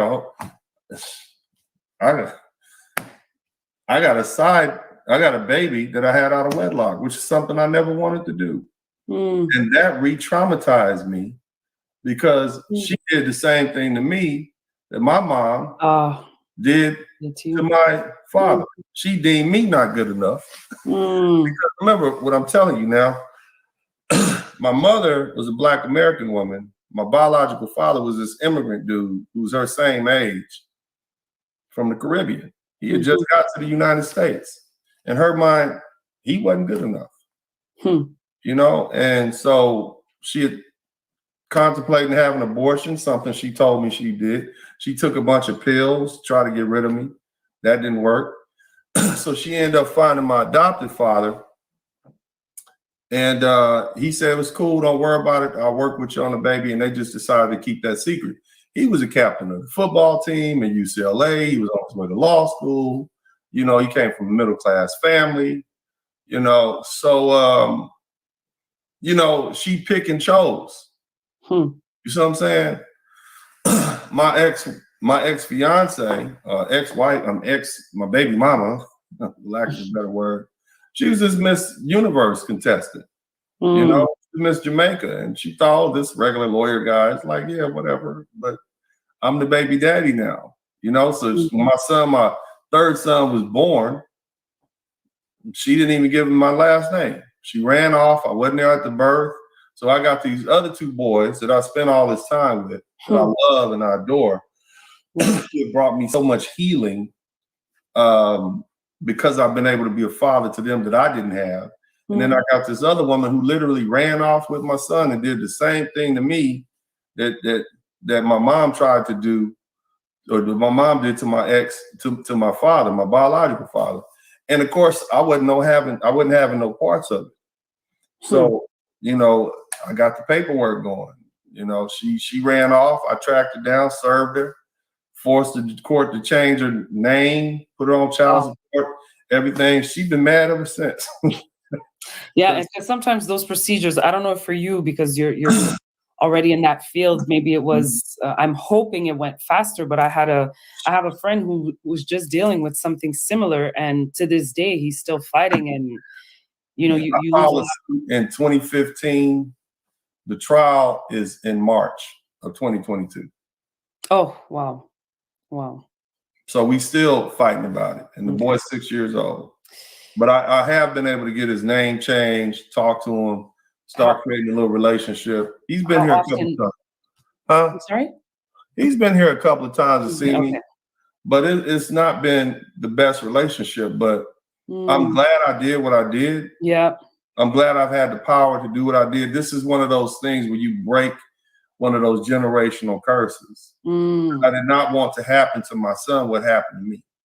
You know, so I forced the issue. Again, she don't like it, but as a man, sometimes you got to do what you got to do. But again, it's painful, but I told you I'm used to it. It's uncomfortable, but I had to do what I had to do. You know, to protect my son, to protect myself, to make sure my boys know what being a man is about. You see? Wow. Yeah. So all that is written out in the songs too. It's all that trauma. Wow. Baby mama drama. Yeah. So how did you guys come to the reality TV show, which is co-parenting with the Spurlings? How did that come about being? Ex-wife. That's my ex-wife there. So yeah. So I got an ex-wife, a baby mama, and a fiance. All right. So the ex-wife, well, You know, she and I were friends, you know, and then we messed around and made the mistake of getting married, and we stopped being friends. We look great on paper. Okay. You know, she's in a sorority, I'm in a fraternity. She's a cute little Southern girl from Louisiana, you know, and I'm this young lawyer who moved there and look great on paper, but we just two different worlds. You know, I'm a lot more spiritual than I am physical. You know, I can't sit down and sit up and talk to you about the weather and the latest football game. That's just not my interest. But if you want to talk about society and humanity, you know, you want to dig a little deeper, you want to talk about philosophy, I can do that with you. You know, so the ties weren't there. Now we have two beautiful sons together. Yeah. And the show is just there to demonstrate to people that even though y'all want us to be together, we know we're not supposed to be together. You see, I'm a very domineering man. I'm a dominant black man. And again, if you want to fight me, okay. So it's not good to fight me. It's best just to learn to submit and win through submission. Which I'm gonna come back on your show. All you ladies, listen to this. There's a martial arts called jujitsu. What they teach you is how to win from the submission position. You can have somebody on top of you and you can grab them and twist their arm one way or the other and make them tap out. That's the art of being a woman. You should learn how to capture a man and make him submit, not fight with a man. Yeah. And so it's a philosophy to that sort of life. The woman I have now, she's from the same island that your people are from. And she's learned how to do that. She knows how to make you submit she knows how to make a man submit even if he's in a dominant position. It's a beautiful thing. It's a power. That's our power. But my ex-wife, we didn't get along. And but I said, well, you know, let's show people how we can co-parent. Clearly we're different. I'm up here writing rap songs, riding around in low riders, and I got a 65 Cadillac on things. Sitting on 20s, baby, riding through the city like that. Wow. And I had a one of the shows is about me selling my candy paint lowrider, you know, with switches, right? And she's a school teacher, very practical. Here I am, I'm a lawyer, I'm rapping, I'm riding around in candy paint. It's like, I see why these dudes don't get along. You know, you bringing Rockwallers in the house, you know, this boy got allergies, and you just wild for that. And so it just shows how we didn't get along. You see what I'm saying? But how did the opportunity? So it was you had the idea. You said let's do this. But how did this opportunity come forth? Well, you know, the thing is, SAREL, I don't wait for people to give me things. You see, I basically have my own company. I formed my own company, Esquire Entertainment, the same company that I did. Here's the thing. I figured, well, hell, if I could do TV commercials, which I did, then I could do music videos, which I did. If I could do music videos and TV shows, I could put on a reality show, which I did. And it cost me, for the reality show, cost me about $250,000 of my own money for both seasons. But it's my money, and it's there for posterity. I didn't ask for permission. And that's a lot of things I teach you young black men who are listening to me. You don't ask for permission. You do what you want to do. Come up with your own money, your own finance, and your own ideas. I don't ask people for help. I put my own money on the table. I went down to the television station. I said, look, I got this TV show, and either I'm gonna give you this money to play it, I'm gonna go across town to your competition and give them the money. What choice would you want me to make? So $40,000 later, I had the first season, the second season, $40,000, and that was planned. See, the thing is, every local television station has an obligation to play local programming. Now you can call it commercial, like, you know, those infomercials that come on Sunday morning, Saturday morning. Yeah, so I gave them the money, like, okay, instead of running it as a commercial, we're gonna run it as a TV show. Here's 7 episodes, bam, play them like 30 minutes, that's it. So you exploit what's already there. You see what I'm saying? So no, I come from the Suge Knight School of Entertainment. I elbow my way in. So it's about power. I'm not asking you for it. I'm telling you this is what you're going to do. And if you don't do it, I'm going to find somebody else to do it. And you're going to look stupid because you could have had this money. You know what I'm saying? Yeah. So that's how I did. I bogarted my way in. That's what we need to do here. That's one of the things. That's one of the things I actually appreciate about the States is the fact that you guys, there's a lot of go-getters out there. Yeah. Whereas here, the system, people tell you, oh, the system is how do you say it?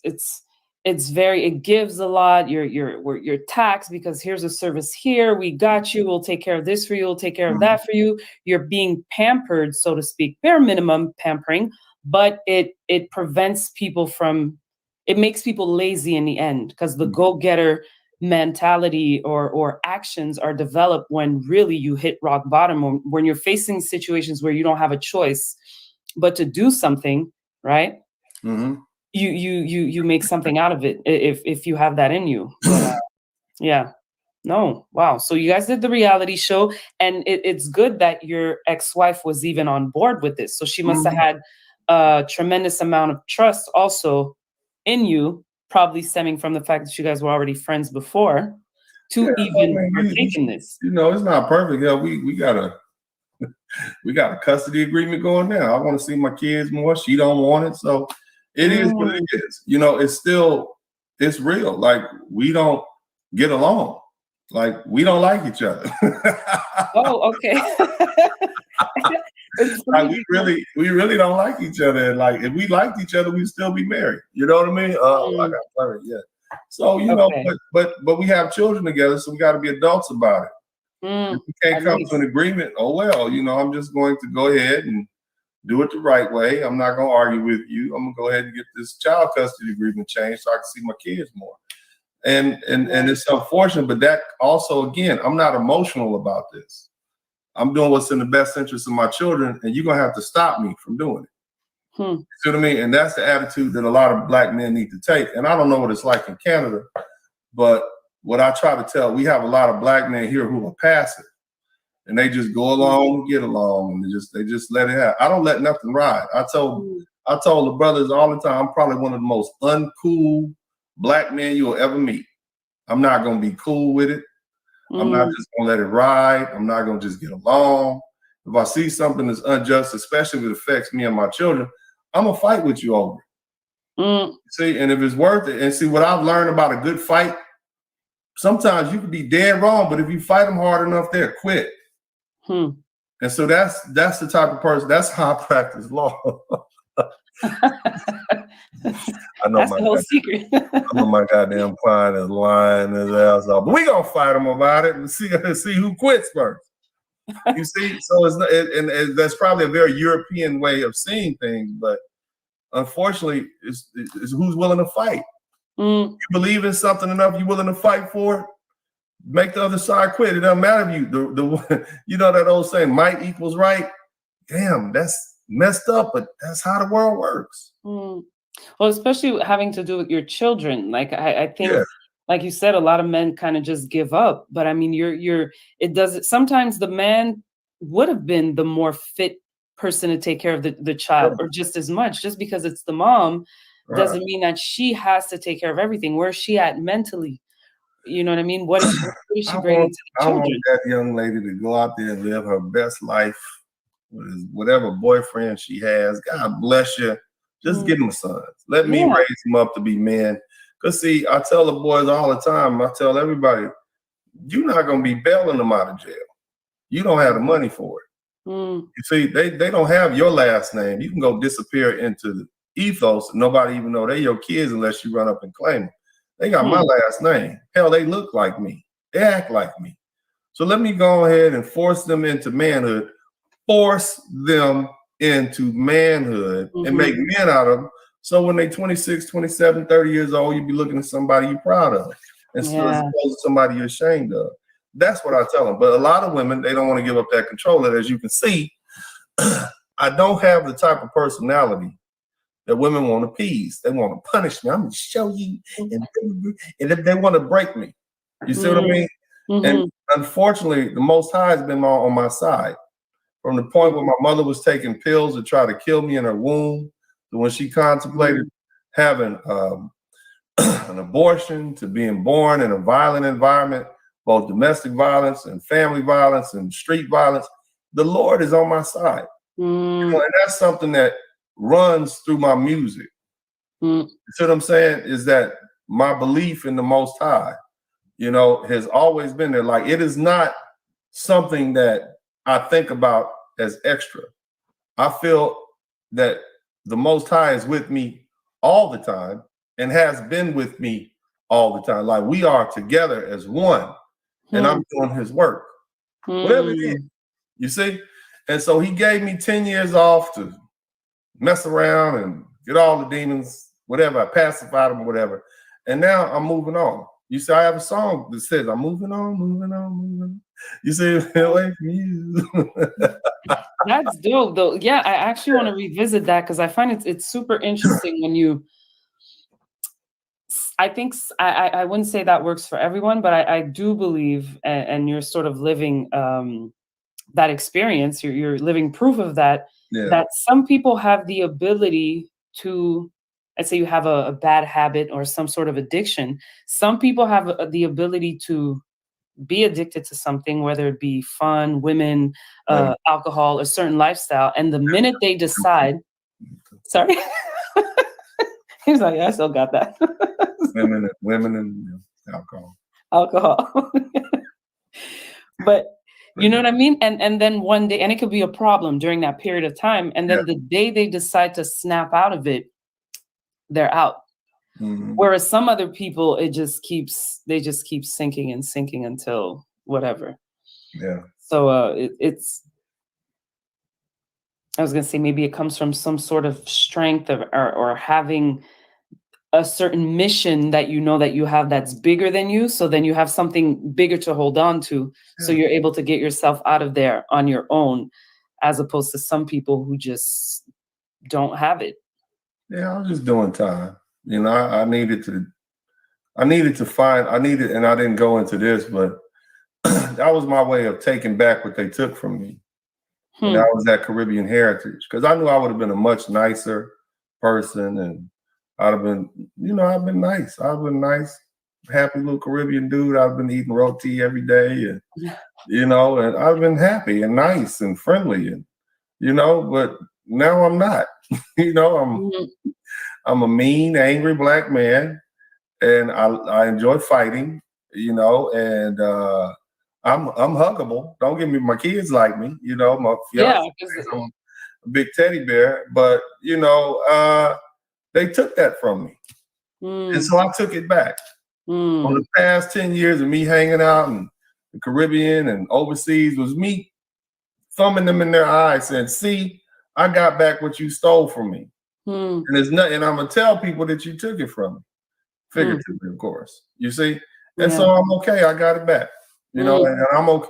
I had to set right what went wrong, you know. And the law we have in the area of law I practice is called you sue a person, you sue an entity so that they make you whole again to get you back what you lost. Okay. And so they stole from me my childhood with my father and my Caribbean family. And even though I didn't know them people, they was foreigners as far as I'm concerned. And I mean, I'm a black American. These foreigners coming over here, taking our jobs. Right? I was all that. You see what I'm saying? And then come to find out, damn, you one of them foreigners? Damn, bro, you a foreigner. Oh my God. Not a foreigner, you a foreigner. and so I was like, but that's mine though. You know, you took something, I don't care what it is. I feel the same way about these young black men. They mine though. You don't like them. They cut their words. They can't. Some of them can't read. Some of them dirty and dusty. But they mine though. I can talk about them, but you can't talk about them. Yeah, I know. I'm very protective of my black American brothers because see, I know what they've been through. Sisters, they got their own team. They got a whole squadron of people to protect them. But black men don't have anybody to protect. You know what I'm saying? And so, like, I know what it's like to be a victim. I hate bullies. And that's what happened to me from being bullied early on. I hate it. And that's why I respond to bullies in such a virulent way. I'm the bully. I'm the person that bullied the bullies. That's who I was on the schoolyard. You a bully, I'm gonna find you and I'm gonna make an example out of you. That was me. Like, you're the big dog, I'm the wolf. You see what I'm saying? And you don't want none of this. And so that was my thing, you know. But no, I wanted to take back what was taken from me. And I think that's only the right thing. That's what a man should do, you know. Maybe I'm wrong. Tell me. No, listen, I mean, I'm a firm believer that as long as unless we're talking about more extreme cases where the father, and it applies to the mother as well, there's a parent who's super toxic, that's when that parent should be removed from the environment, if whether temporary or long-term, if the person is toxic. But if the person is not toxic, just look at your children. They want to see their dad. They want to see their mom, you know, and those are the two people that are going to love them the most. So you can't take a child away. And even as a parent, like, that's why I understand sometimes these moms, because I have full custody of my children. Their father is in a different province. Right. So I have them most of the time. But I mean, I think any parent, and my children are grown now, but I mean, any parent would want a break at some point. Right. You're like, you trust the other parent to take your child. And during that time, you can have your you time.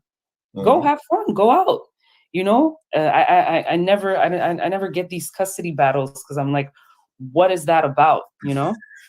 Well, it is when I don't know what it's like where you are, but we have a lot of masculine women in the United States who want to fight with black men because they don't, honestly, a lot of them don't have respect for black men. So then when they run across somebody like me, who is, you know, very masculine, you know, but again, I don't mind fighting with you. Like, I don't, you want to get petty? Like, my philosophy is, you go low, I'm gonna go lower. You see what I mean? Like, and so, like, women, like, they don't like that. You can't shame me. You talk about me on the internet, I'm gonna talk about you on the internet. You see what I'm saying? And like, women don't like that. They expect you to bow down. But I'm not like that. I'm gonna fight you dirty. Like, and they didn't like that.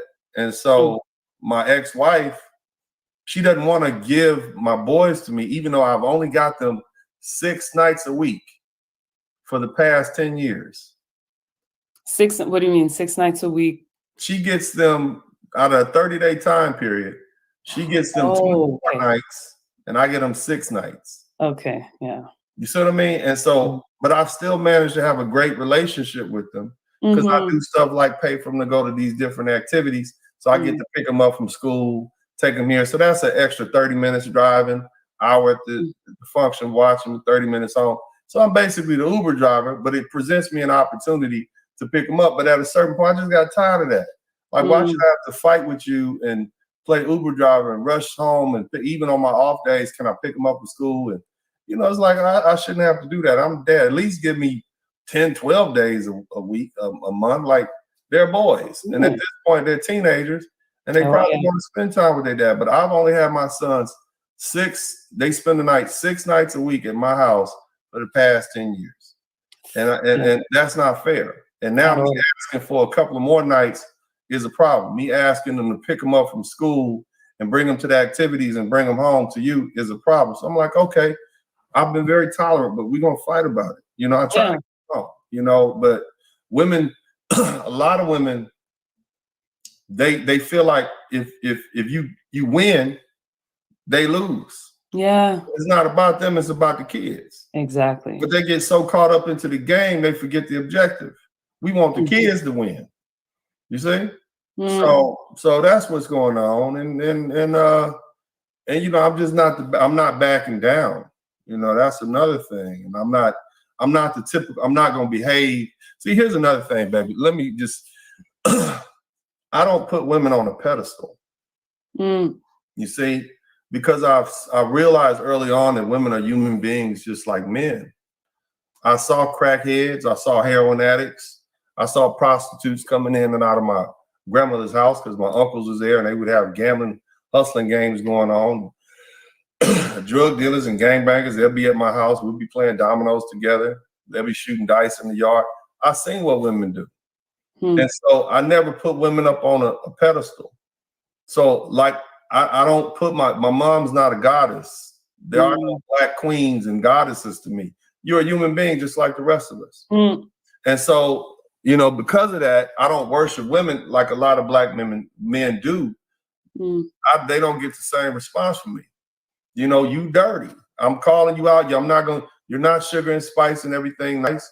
You're a woman. You're a man. You would do the. You're a woman. You're a human being. I'm a human being. I understand you very well. There's no mystery to me. Women have never been a mystery to me. Yeah. And a lot of men, they what's the word I'm looking for? They mystify these women, but it's just yeah. So, you know, because of that, I don't hold back. I treat you like you're a dude. You want to fight? Let's fight. You see? And I hate to keep on the fight. We're supposed to be talking about poetry, right? So, damn. No, but I get you. But it's also such because I was going to ask you about the manosphere and your whole views on it, because at the same time, and I agree with you, and kind of like John is saying, it's not for everyone. That's for damn sure. Because a woman who does not deserve, same way a man who does not deserve to be put on a pedestal. Let's say if you had to put somebody on a pedestal, although anyone, to me also, everyone is equal. You know, it's the same. I treat the CEO with the same respect I treat the janitor. Now, you might lose your job. You might lose your job if you do that. Yeah. No, but I respect both. Like, I'm the kind of person, I go to work, I say hi to everyone, I respect you. If we click, we'll have a conversation. I don't care. I'm not gonna be like, oh, I can't talk to maintenance. Not at all. Never. Like, I'm cool out. You know, it's whatever. But there's certain people who don't deserve to be put on a pedestal, and you have those people who go in and they want to, you know, put them on some, like they're higher than everybody else, and those are the people that are going to spin on you. Yeah, because they don't even value the worth that they might not even see that in them. A lot of times it's just people that are gassed up. So I think a lot of men and women get caught up in that, but you always lose because you're devaluing yourself by doing that. So it's never good advice. Nah, it's not. But it's a lot of dudes that grew up thinking that their mother could do no wrong, women can do no wrong, and they made a lot of mistakes, you know. And I was one of them at one time, but you know, I quickly grew out of them. Like, yeah, this is what I thought I'm saying. You know, this is what I used to see as a young boy. And so, you know, you make a mistake when you start deifying women. You know, the Most High didn't want you to put anybody above of the Most High. That's why we bow down to the Most High, not to women, not to men, not to our children, not to money, not to anything. You should have room for one God. And when you have one God and you head in that direction, you won't go astray. True. You don't. And it's, oh, sorry, I was going to put up a question. Elena saying, do you think women want to be put on? Hell yeah. Valentine's Day just passed. You want some gifts and tributes from your man? Hell yeah, you want to be put up on a pedestal. You want them to get down on the knee and pray to you like you a goddess and give you a big ring and tell them I'm going to sacrifice and take care of you for the rest of your life. Don't ask no silly questions like that unless you want an honest answer. You want somebody to work all day and sit at home and you sit at home and complain when he come in the front door and he pay all the bills. That's what you want. What do you think that is? But I think in that sense, it might depend. Like, let's say, because I get the Valentine's Day analogy where I think socially the woman is being put on a pedestal, right? Socially, I think it's like, oh, that's the message that's put out there. I think in a couple, though, like if the woman is honoring her man, she has ways of doing so, and the man, you know, bringing the gifts, whatever, the flowers, that's part of it as well. How much does it cost for her to honor the man? I want to know, how much is it? What is she doing? Oh, it might not be because I see this transaction more with energy a lot of times, right? A lot of times we put the currency in money, but money is not the only currency that's out there, right? I think money-wise, you guys are going to be, because that's the whole thing, is say provide and protect. Right? So on the money side, I think the man is going to spend more. He's going to spend. Why are you standing with a smile like that? What? Why are you smiling? I don't feel like you truly believe yourself, but you're saying it. But why? So So you saying that the women, Mm-hmm. what they give, the energy they give is, you can't quantify that. It's not monetary. Is that what you're saying? A lot of times it won't be. Some of it will, because women also buy gifts for their men. Really? Women will go out, do the grocery. Well, yeah. Really? They buy them gifts? What that's what they do? Who Of you course. think is better gifts? The people that get gifts on Father's Day or the people that get gifts on Mother's Day? Who gets the better gifts? If I look at my family, Mm-hmm. No, not your family, just generally speaking. Who would get a pair of socks on their day from Walmart? But I think that depends on the woman that you have, though. And I think it depends. Okay. That's because these are conversations that you have to break down, because it's hard to just give a one answer. Okay. Mm-hmm. I think the gift that the man is going to get, the father is going to get, is going to depend on the mother, because it's going to go through the children. So whatever she puts out for it, of course, the financial situation is going to be part of it, right? Because I think sometimes you'll have people who don't, I'm sure you've had people around you who don't spend a lot of money, but they always give you the best gifts. Like it's super thoughtful. They will buy you something that might cost like what, $30, but they went through, they listened to you. They knew exactly what you wanted, what you needed. They got you exactly. All the Goodwills and secondhand stores to find that $30 gift for you. It doesn't matter where it's from. The importance is the gift. That's how I was raised, at least. I'm not. Okay. It's not so much, and I don't want to over compare, because I know we live in a material world, very much so. But I have to say that compared, maybe not now, because now we're pretty much the same, I think. But in the States, the relationship that you guys have with money, which probably stems from the American dream, is slightly different from what we have here. So we don't have to, and it might go hand in hand with what I was saying. You all are capitalists up there. It is, but it's not that. Let me tell you a story. When I was young, Drake has been down here for about 10 years now. He done changed. See what he does. Listen, I remember when I was 16, I was dating this guy, and he was and he's from here. He was from Toronto, but he's from Canada.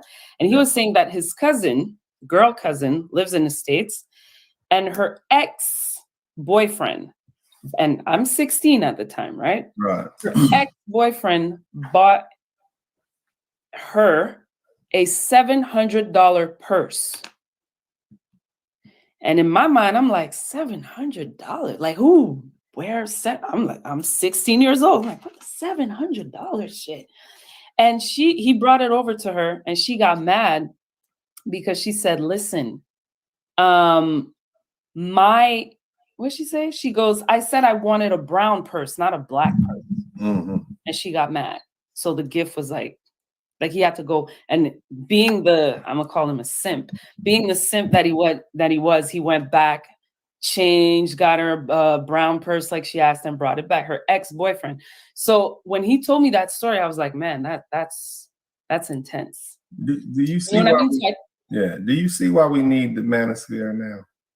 Well, I never. Do you want that young man to be your son? What if that young man was your son? He wouldn't be, though. He wouldn't be. Yeah, but it's a lot of young men out there like that. That's why it's good to have men on YouTube who are older. Now, let me flip the script for you. So for many years, I would be the one to take the socks. I'm happy, the thought that counts, appreciate the socks. You know, but I'm out here buying Gucci bags and you know, bringing roses to my son so they can take them to their mama, even though we're divorced. And my ex, my fiance, I could probably spend $150,000 on her in the past year and a half. And my sons, hell, they got more money than saved up than most grown people. You know what I mean? So what I told them for Father's Day, actually, I think it was Father's Day or Christmas. I said, don't bring me anything that you just picked up. Don't bring me any garbage. You treat me like I've been treating you. I said, if you bring me something cheap, I'm not going to take it. You put some thought. You figure out what it is that you see that I need, and then you get that for me. Mm-hmm. And so my middle son, he bought me an Apple Watch. Cost about $600. He 12. Mm-hmm. You see what I mean? He managed to get it on his own. His mama took him over there, just like I would take them different places to get her stuff. They bothered the hell out of her to take them somewhere to get me something. My oldest, and she helped pay for it. No, he got his own goddamn money. That's what wow. I'm Oh my gosh. Because I keep them good. They got their money, they got their allowances and whatnot. Okay. My oldest son bought me something called a Fire Stick or something like that for about $300. I don't know. But and my fiance bought me some Gucci cufflinks.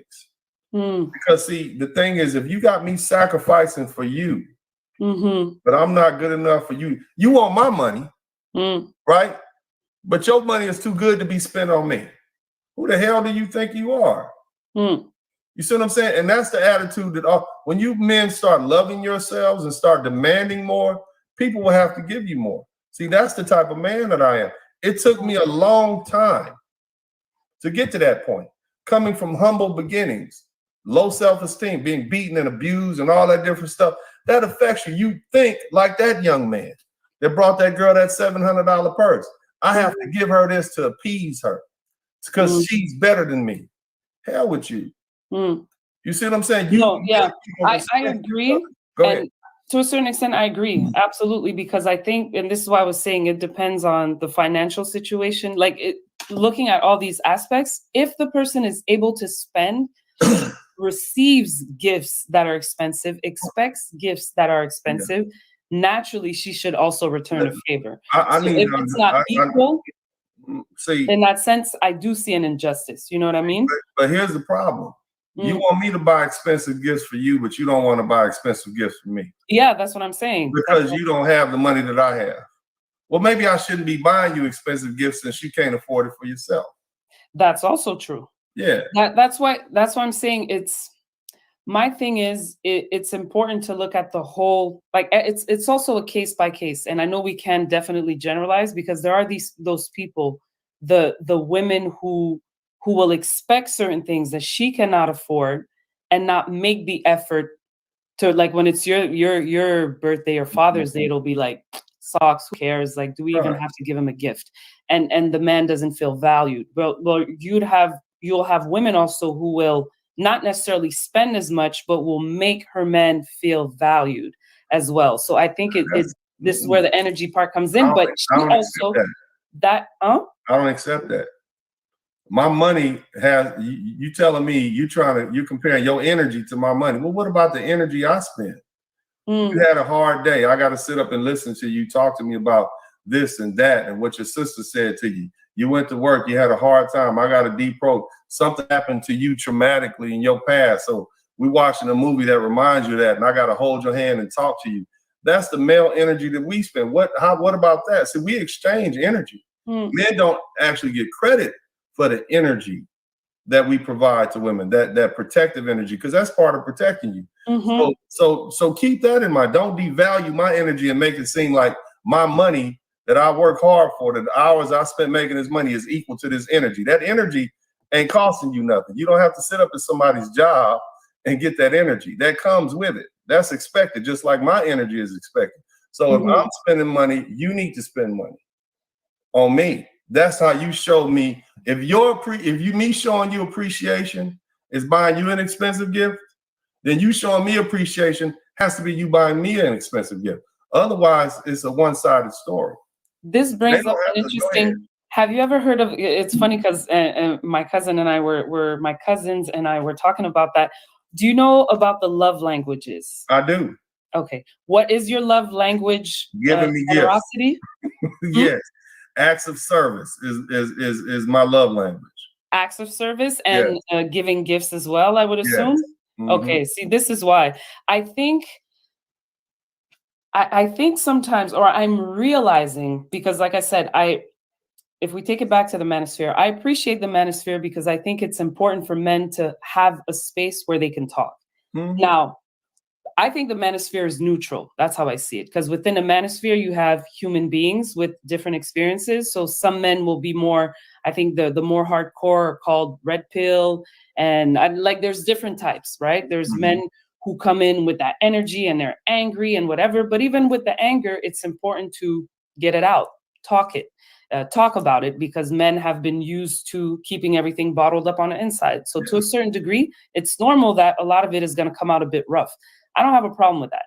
I appreciate the fact that I can get with the ladies and talk, and we've been doing that for years. I don't have a problem with the manosphere existing. I think you guys need to sort it out. But sometimes what I find is that now we're at a point where we're not breaking things down. We're staying too much in the, maybe because it's based on our experiences, and it's very like cutthroat. This is that. For instance, what you just said, for me, being a person who doesn't really care about gifts, I care about gestures. You know what I mean?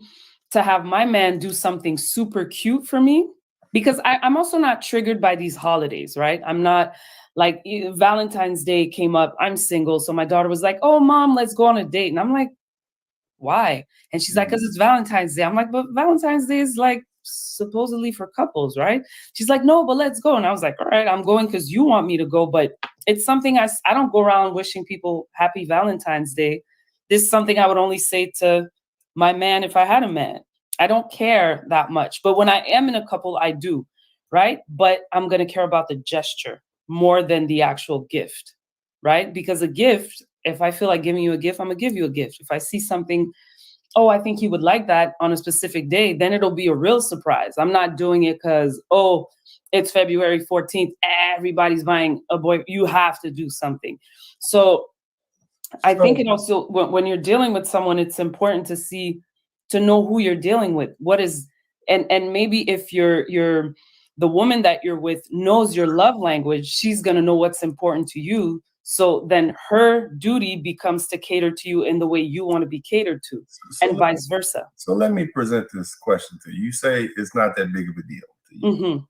So have you received gifts in the past from men that you've been in relationships with? Yeah. Give me some of the items and maybe how much they cost. A purse. Flowers. I've received flowers, chocolate, like from the father of my children when we were together. I received a bracelet, because he's not going to deliver it with the. It was a very nice bracelet. What if your man consistently brought you socks on your holidays? Yeah. Brought you a pair of socks from Walmart. Yeah. No, I get you on that. I get you on that. There's like, you're talking about the zero effort gift. Yeah. I'm talking about the price. I'm saying that someone, because you're talking, this is where the energy comes in for me. Like, let's say, okay, you rap, right? So that woman she went all the way, I'm going to try and make something up on the spot. Okay, she went and she got you a studio session, a 1-hour studio session for you to record a chorus for a song that you've been humming all week. So I don't know, let's say it's $100 an hour. So she spent $100. And it's not as much as the Gucci purse you bought her, but she put in some thought. She's been listening to you. She's been paying attention. She's like, babe, I think you need to go to the studio. Or she gets you a t-shirt that has the chorus of one of your songs on it. She get the whole, you wake up that morning, everybody made breakfast for you. Your children are rocking t-shirts. Everybody has like different, oh, lead attorney, what's up? Shout out to lead attorney. Hey, you know, if everybody's rocking a t-shirt that has a different chorus from all your favorite songs that you wrote, it's not expensive, but the gift idea is just super dope. That's great. But that's great energy. That's what I'm saying. She bought me a Rolls Royce with all the names of my songs embroidered in the trunk. That would be probably a better gift to you. Okay, so your love language is definitely receiving. I'm just saying, it's not just the energy, it's how much money did you spend, because the money that you used took time to earn. Mm-hmm. It says a lot. Now, I'm not. Don't get me wrong. I'm just saying, put forth some effort. I don't want to just be treated half-assed. You see, like, don't treat me like I'm a secondhand citizen and then expect the best from me. Yeah. You see, that's the problem that a lot of black men and men in general have. See, the manosphere understands that women and society treats men as though they're utilities. What happens? You wait till be 18, you draft us into the military, you send us off to fight wars, we die, we're the plumbers, we're the electricians, we do all the hard jobs. Funny thing is, a lot of ladies want equal rights, and they want equal pay, and they want equal opportunities for these jobs, but I don't see the ladies lined up to dig out these sewers. I don't see them lined up to go down there and fish out the plumbing. You see what I'm saying? So what is it that you really want? It's not that you want equal, you want the equal outcomes, because you want us to still be the utilities of society that you use up until you don't need us anymore. But you want to be treated privileged. So when that young lady said, "Oh no, we don't want to be treated privileged," yes, you do want to be treated privileged. You want better gifts, you want a cushy spot. If you can, you want to find you a good sucker to take care of you and put you up in a nice house and buy you a nice farm whip, and buy you that Birkin bag like Cardi B or whoever the hell you want. That's what you want. So don't lie to me and the rest of these men and try to pretend like you don't want what I know you want. I'm not talking to you, I'm talking to the lady. You don't do that. That's disingenuous. And see, at that point, then the games come out. Then we got to run game on each other. And that's not how it should be. I get what you're saying for a specific, because not everybody is the same. And this is what happens, is that it gets bottled up. Yes, everybody wants nice things, right? But yes, it's not on top of everybody's list. You know what I mean? It's not the top priority for everyone. Providing, for sure. I think any woman who's taking care of a household is gonna be, we're adults, right? So as an adult, you have to be able to provide. Depending on the situation, you may need both to provide, right? Like a 50-50, 60-40, 70-30, I don't know. But living in today's society, sometimes both parents have to work, man and woman, and that's fine. So depending on who you're getting with, right? So, but these things have to be taken care of, like the bills, those are the main responsibilities. Mm-hmm. Everything outside of that is sort of extra, right? You are not required to buy gifts. It's appreciated, but you are required to show your love, show your affection. So and cater to your lover's love language. Mm-hmm. And vice versa. So I think this is how to, because some people get showered with gifts, right? Together, like they're both making money. It's Valentine's Day. She gets you whatever you want. You get her, and the relationship is still bad. You know what I mean? So that's why I'm saying, to me, it's not just that. Oh, no. If generosity is your love language, receiving gifts is both of them love language, it'll take them further. They'll be happy about that, but it doesn't mean they're not going to run into other problems. Let me change the scenario. You had a job and you bust your butt and you work real hard at the job, and you got everybody else in there gets a bonus and you don't get a bonus, and you've been working your butt off. Mm-hmm. How does that make you feel? That's different. It makes me feel bad. It makes me feel horrible. Makes you feel undervalued. Yes, it does. But the job, I don't think the job has anything else to. I'm at the job to work. The only exchange we can have is money. But they're getting more money for doing the same work you're doing, and you're doing more. How does that make you feel? It makes you feel undervalued. Mm-hmm. Just because it happens in a job situation does not mean that's the only place it's germane to. If you're in a relationship with someone and y'all are working together on this relationship and you're putting forth the energy and the money, and they're not putting forth the energy and the money, you're going to feel used. Now, women have a way of compensating for that, but sometimes it's just not enough. Mm. And the problem is, these days, women are willing to give less and less and less and expect more and more and more from men. You got a $700 purse? Are you kidding me? Like, I mean, I know that's not a lot of money in the big picture of things, but still, that's that man's hard-earned money. Mm-hmm. And it's not good enough. You know? It should be, though, like, but that's her. Who are you? Who are you? Not you. Mm-hmm. Who are you? Yeah. You see? And so what I ask men to do is demand the best of themselves and to demand the best from people around them and raise their standards. Don't accept just anything.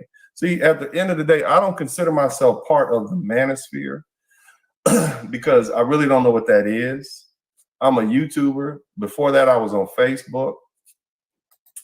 And I've been saying the same thing for 12 years. I want men to live their lives and enjoy their lives and recognize that the only person that they have to submit to is the Most High. Not women, not to this society, not to anybody else. I preach a freedom doctrine. You see, if you're going to get me to bite and be in a relationship, you better treat me well. You're not going to treat me like a secondhand citizen. And let me tell you something else. I really didn't learn how I was supposed to be treated, SAREL, until I moved down to the Dominican Republic. And I was being catered to hand and foot by these women for being nothing more than my normal self. And then when I would take trips to Colombia and places like that, I'm like, it's taxi drivers that get treated better than high value men in America. Shout out to Kevin Samuels. And so it's like, this is not worth it. You know, we're not getting what we're supposed to get here. And so that's when I start demanding more from people around me. If I do for you, you better damn sure be doing for me. Because my money and my time and my energy, the time I spent picking you up, dropping you off, catering to you, listening to all that, whatever relationship, you're going to have to show your appreciation for that. I'm not taking less. And that's what I teach the young men on my page and the older men. And they're happy to hear it because a lot of them think they're just supposed to grin and take it, shut up and be a man and don't say nothing. And that's not cool. I do get what you're saying to a certain degree, because I've had conversations like there's this I have the word in French, but it's like you're buying silence. I don't know if I'm translating it correctly. It's basically you're shutting up and taking it. Right. But it's a saying that we keep saying in French, is like, and I hear a lot of men saying, oh, I'm not going to get into that argument. I just like peace of mind. She wants that. I'm just going to give it to her. And I had this conversation with a guy at one point, and he was talking, and it was like a long conversation. And he's like, yeah, but women, he was like, you know how you guys do, like you start decorating the home, and next thing you know, the room is pink, and this is that, and you know, everything looks a certain way in the house, so I don't feel comfortable. And he says this to me, and I'm like, well, why didn't you say something to the girl that you're? And he's like, well, you know how it is with you guys. You guys want to take care of decorating. I'm like, well, no, like you live there too. Like, I think that's also a problem, because I told the guy, I said, either it doesn't bother you and you don't say anything, but if you don't say anything, then you're just like, yeah, exactly what she said, happy wife, happy life. Exactly. Right. But you cannot, because I think that men also need to, which is why I agree with what you're saying. They need to communicate, verbalize if you're unhappy about something, because then how is she going to know? Right. If you take, she's used to being catered to, and let me change this. Let me change that. Let me switch this around. Like I look at my mom, for instance, she decorates. She's awesome. Like she's very good at what she does. But it's really because my father doesn't care. Like he couldn't care less. But if he did, have you asked him though? Have you asked him? Yeah. Well, he's like, because see, here's probably what happened. She probably beat him down so much when he did say something, he just learned not to say nothing to avoid the fight. By contrast, when you're dealing with somebody like me, I'm gonna fight with you for it, which is why there's gonna be conflict in a relationship. Now let's move from the United States and Canada. Let's take it down to, I don't know, let's pick a country. How about the Dominican Republic? You see, or let's go a little deeper. Let's go to Brazil or Colombia. Those men aren't putting up with this stuff that American women and Canadian women and European women are giving, are they? Let's be honest. I'd have to. Probably not. Yeah, probably not. But it's also not the same culture. I don't even think they're going through that. Same culture. They're not going through. It's not the same. So when you got somebody like me who's immersed himself in that culture for the past 10 years, 12 years, I'm not going for it. You understand? And so the manosphere, another aspect of the manosphere, is that brothers are traveling over there and they're seeing how they're supposed to be treated, and they're coming back with a new attitude. Mm. You see, and I don't know about Canada, but I mean, you have a lot of West Indians and Caribbeans who move to Canada, so y'all know how it is. You go visit, you know what's popping down there. Mm. You know, it ain't no. Well, better get in there with all that feminism and make me some chicken. That's what you better do. Uh-oh, you gonna make the chat go wild. Let them go wild. Baby Uncle D is in the house. Do you want me to invite some people? Do you still have time? I got a little time left. I'll chop it up with y'all in a minute, man. Let my man J Bones in too. J Bones. Okay, I'm gonna drop the link. I know Elena wanted to hop on. I don't know if she's still here. I'm going to drop the link. First come, first serve. Let's be gentle, right? I don't have my little, those pad machines, the soundboard, so I could like boop, boop, boop. So I hope everybody, I hate having to discipline and be like, shh, not everybody at the same time. I hope I won't have to do that. So the link has been dropped. Anybody wants to come on in, and we're going to have a chat. We're going to talk. I can't be here too long. It's 8. I got to go. I got a court in the morning. Oh, when the seconds are ready to go. I definitely wanted to. You're so nice the way you act. I don't give a lot of interviews, but you were so kind. The way she approached me, she sent me an email. I got this little struggle screen, and I'm just trying to get some people in, and I like your music, sir. Sir. And I'm like, all right. Okay, I'll come on in for you. You seem nice. And I cut my stream short. I was on a hot topic today. We was talking about eradicating the low lifes in the community. The brothers was hot. Hey, you leaving? Yeah, I got something to do. And yeah, I'll pop up 2 minutes later on your stream. But. Oh man, that was dope. And the Pookies and the Ray Rays. I love that. Jason, hello. I'm gonna add Jason. Hello, how are you? Can you hear us? Yeah, I can hear you. Awesome. How are you, Jason? Welcome. Hey, I just wanted to say bonsoir, quoi. Bonsoir. Très bien là. I just want to get a shout out to the attorney. Just friending him on Facebook. He's part of the mix, and I've been following his videos, and your information is staggering, brother. You have such an unorthodox approach to many of the viral subjects. So I just wanted to shout you both out. But my man Spurling, brother, I feel you. I appreciate your information. I appreciate your work. And hopefully we can meet up one day and I'll treat you to lunches. All right, man. I appreciate it, man. God bless you, man. All praises to the Most High, man. I'm just delivering a message I wish I had heard when I was a young man. That's what I'm doing. All right. God bless people. Thank you, Jason. Bless All right. you. And are you staying with us, or you staying with us for a little bit? No? Okay. You just want to come through and say hi. Thank you for stopping by, Jason. And Elena. Hello, Elena. That's hello. How are you? I'm good. How are you? Good. Sarah, I'm not coming for trouble. I understand. I got it. You look like you was. I'm ready. I'm loaded. No. Not at all. No. All right. Just checking.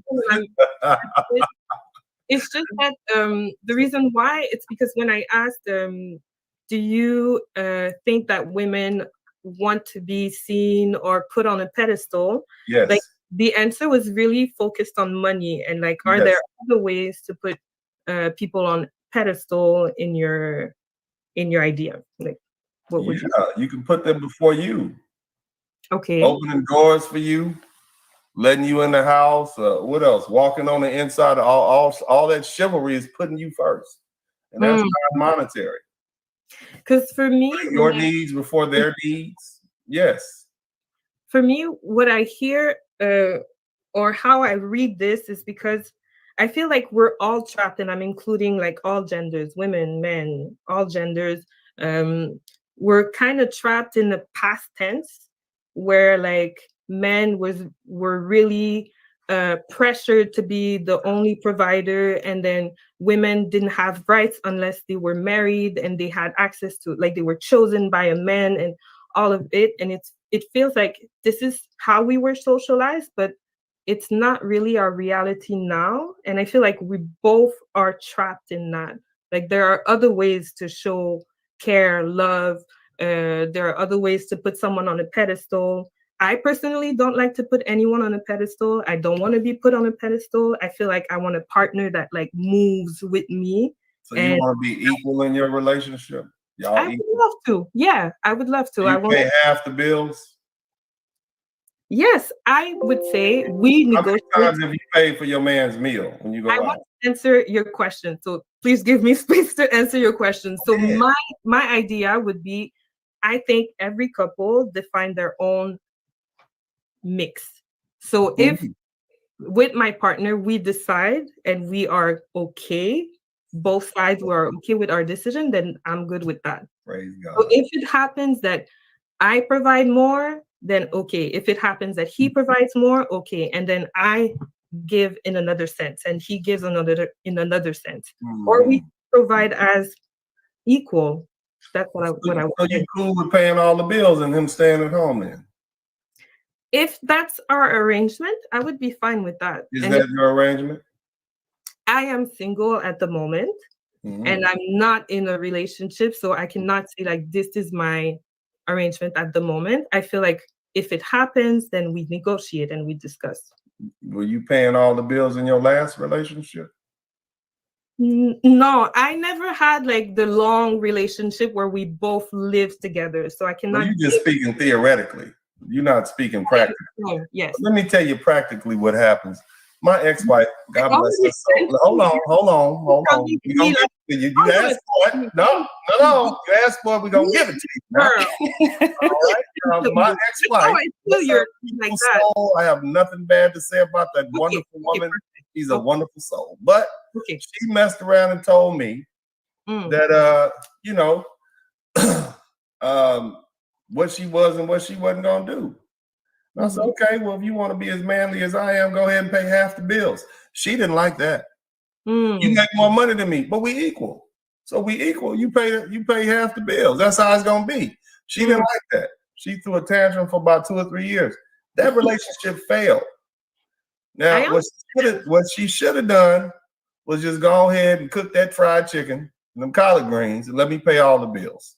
Okay, and is that something that she wanted or she agrees with? No, she wanted to be equal, but she didn't want to pay half the bills. What I'm trying to say is a lot of you lovely ladies are hypocritical. You want your cake and you want to eat it too. So you want to be equal. Let me finish. Let me finish. Yes. Okay, I'll let you be equal. You want to be able to tell this man what to do, but you don't want to do what the man has to do. You don't want to be men when it's time to pay the bills and fight off invaders who come in the house. That's when you want to be hiding behind your man. You don't want to be equal for the good stuff, giving out orders. That's what men find, and that's what we find hypocritical. That makes sense. So yes, you want to be protected. You want to be put on the pedestal.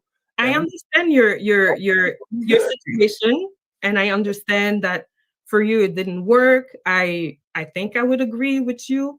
I feel like my sentiment is more like, why do we get in these conversations where already you're like, you women are like this and then like because that's how y'all are, but you won't admit it. What human being wouldn't want the best treatment? Okay. Listen to me. What human being wouldn't want the best treatment? If you can find a sucker to let you have all the control and be the boss of the house and still pay all the bills and take all the hits and scratches and scrapes, you'll be a fool not to use that fool. We get that. I'm not mad at you for that. But look, listen to me. If you can get a fool like that, using all you can. You see what I'm saying? However, there are men who say, no, I recognize that game for what it is and I'm not going for it. But now when we start saying stuff like that, y'all like, oh, why does it have to be all this contention? We should be able to get along, blah, blah, blah. It's because men are beginning to call women on their foolishness, on their unfairness and hypocrisy. And y'all don't like it. Well, I think I can agree that this is your experience and what you noticed. It's not just my experience. I personally am not interested in saying women are like this, men are like that. What I'm interested in hearing is like, what do we want to do to make this change? What do we want to do to understand each other? What do you propose? What do we want to do to grow? What do we want to do to heal? Like we have post-traumatic trauma, intergenerational trauma, and that impacts our relationships to each other. What does that have to do with cooking and cleaning up in the house and paying the bills? Well, I'm asking you the question. Why did you go there? When I'm asking we bring up all this past trauma and we throw this book out. We throw this term out that was created by Dr. DeGroot about past trauma, but sometimes it's misapplied. It's not that complicated. There are certain roles that we have to fulfill in a relationship and in a household, and the question is who's going to fulfill those roles. What does that have to do with past trauma? I can understand your question, and I'll try to reply to it. The reason why I brought it is to address the way that we are interacting right now, and the way that I'm understanding that maybe you are interacting in relationships with other women. Maybe it's like just having a debate or something like that, where it's already like, you women are like this, da da da da da. I think I'm treating you as an equal right now. I'm treating you like I would treat a man or anybody else. I'm not holding back. Yeah, I'm talking to you, and you are talking to all the women through me. Why are you not just like talking to me? Because you don't know. You've never been in a relationship. You just said you've never been in a relationship, so you speaking theoretically. So how can I talk to you about your relationship and you haven't had one? So I'm speaking in your terms. And now, if you told me specifically about your relationship, then I'll be like, okay, now I see why you don't have a relationship, because you was out there playing. Maybe you cheated on him. Maybe that's what you did. I understand. We're not speaking before we proceed. I just want to introduce Jay Bones also to the conversation, because I see you've been staying there quiet. Hi, Jay Bones. Feel free to speak up as well. Yeah. Continue, Elena, sir. Oh, yeah. Good evening. Oh, sorry about that. I'm sorry. Say that again. I was just saying good evening. Rules of engagement is when Uncle D's talking, everybody's quiet. So I'm gonna just mute up. I'm sorry for being disrespectful then, but I also want to be able to speak my mind as well, because we spoke. I heard you earlier to like not thinking of hierarchy and stuff like that. So I don't see a hierarchy. You see me as equal, so I could be able to talk, and you should be able to talk as well. So sometimes when we're passionate, like we can interrupt people. I don't take it personal. That's totally fine. Also, if you tell me, okay, please let me finish my sentence, then I'll be glad to let you finish your sentence. For me, it's not a problem to have not lived in a relationship where I was in a partnership in a house with a man. That's not a problem for me. So I don't know if that's the way you address me when you are asking me these questions. For me, it's like, that's not part of my experience. So I think it's totally normal that I speak hypothetically. I'm speaking about what I would like to see. And I think I have the right to speak about what I would like to see. And also, I can also talk about what I've noticed around me. And also, I respect that you speak from experience. Like, your experience is valid. So I'm listening to it, you know? Yeah. Well, praise Moses. What's up, Jay Bones? What's happening, brother? Yeah, I saw you up here with the lovely ladies, Uncle D. I just had to come and give you some backup real quick. You know, I thought they was trying to jump you or something, so I had to come and give you some backup real quick. You know, the brothers in the Black Manosphere, that's how we operate. We look out for each other. I saw them. They real protective. Yeah. I'm old. I saw them from far away. I said they trying to get on Uncle D, so I said let me hop in real quick and protect my big brother. We gotta look out for each other. And what would you like to add also to the conversation, Jay Bones? I just came to support. I've been watching your channel for a while, but I never thought, because you're Canadian based. So like when I saw Uncle D, I was like, what is he doing over here?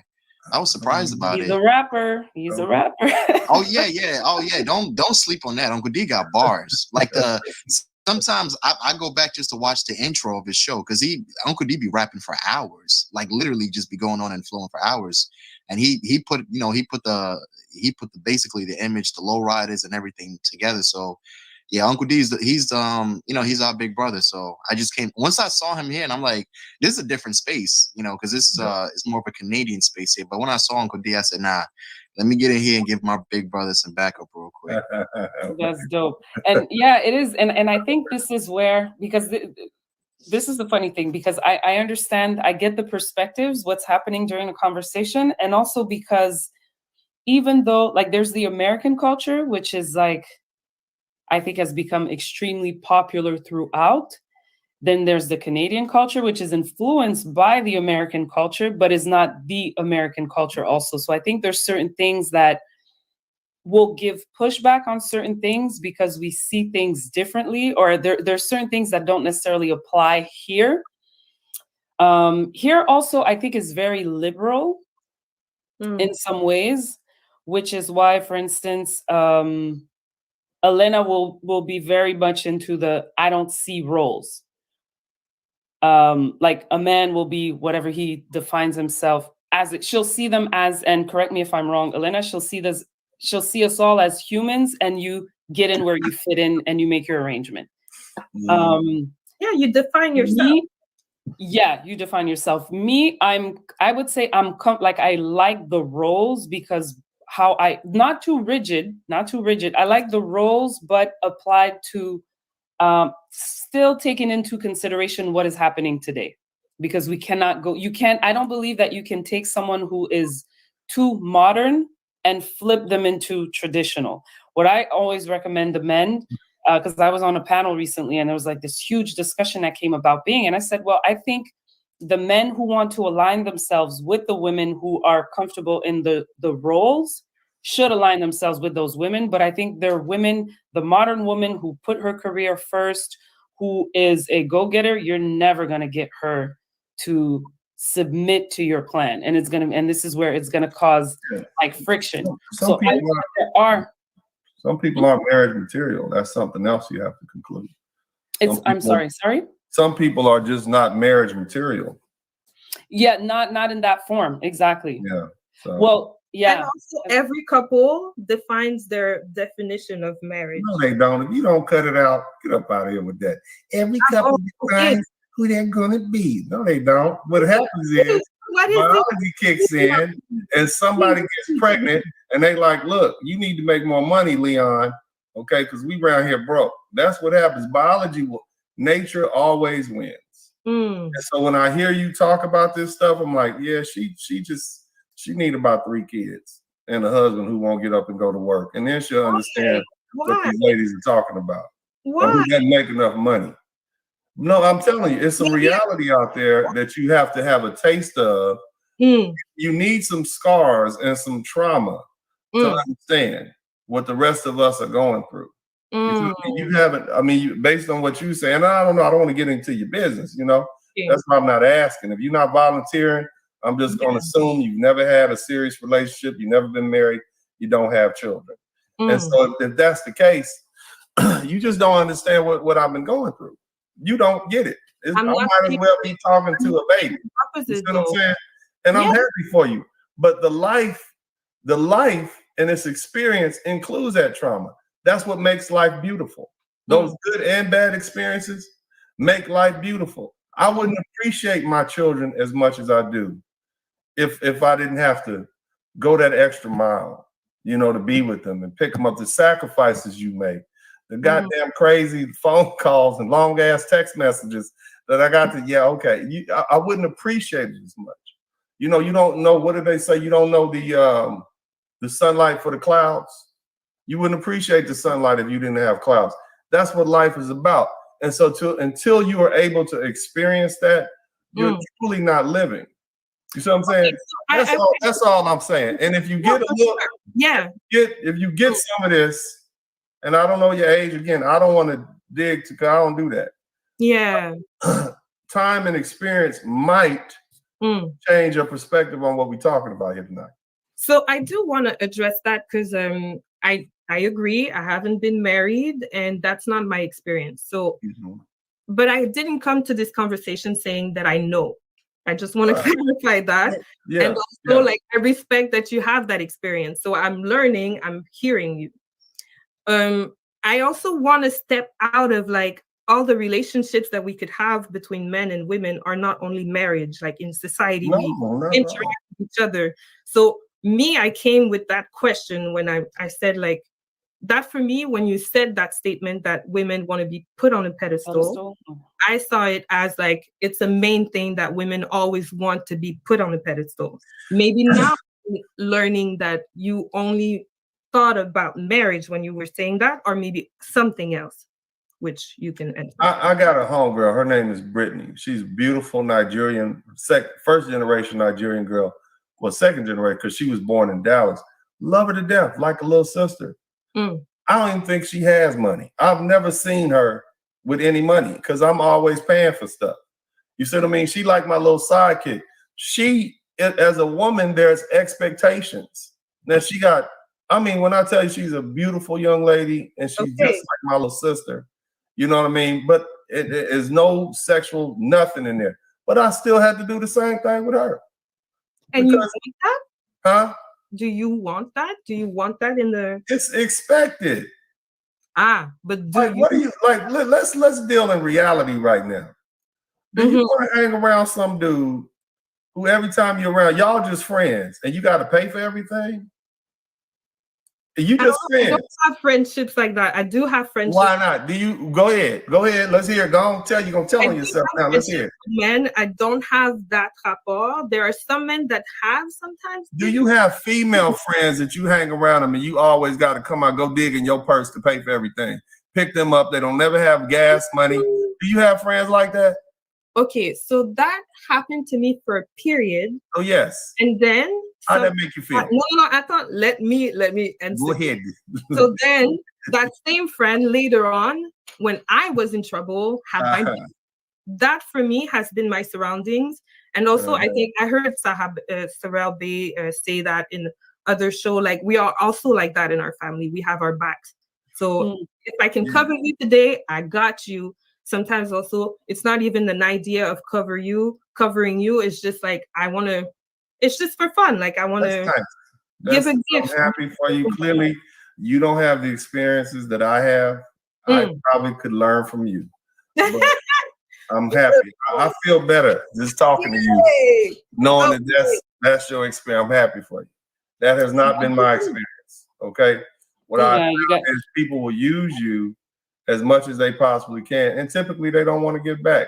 That could be friends, that could be family, that could be employers. That's what I've determined. And my thing is, and what I tell brothers especially, you don't let people use you, because that's not going to make you feel good. Exactly. In other words, and if you do for people and they don't do back for you, they're just using you. So you got to know the difference. It's not. We as men are so accustomed to being used as utilities and discarded that we just think it comes with the territory, and that's not cool. For me, that's a real issue that yes, we should talk about.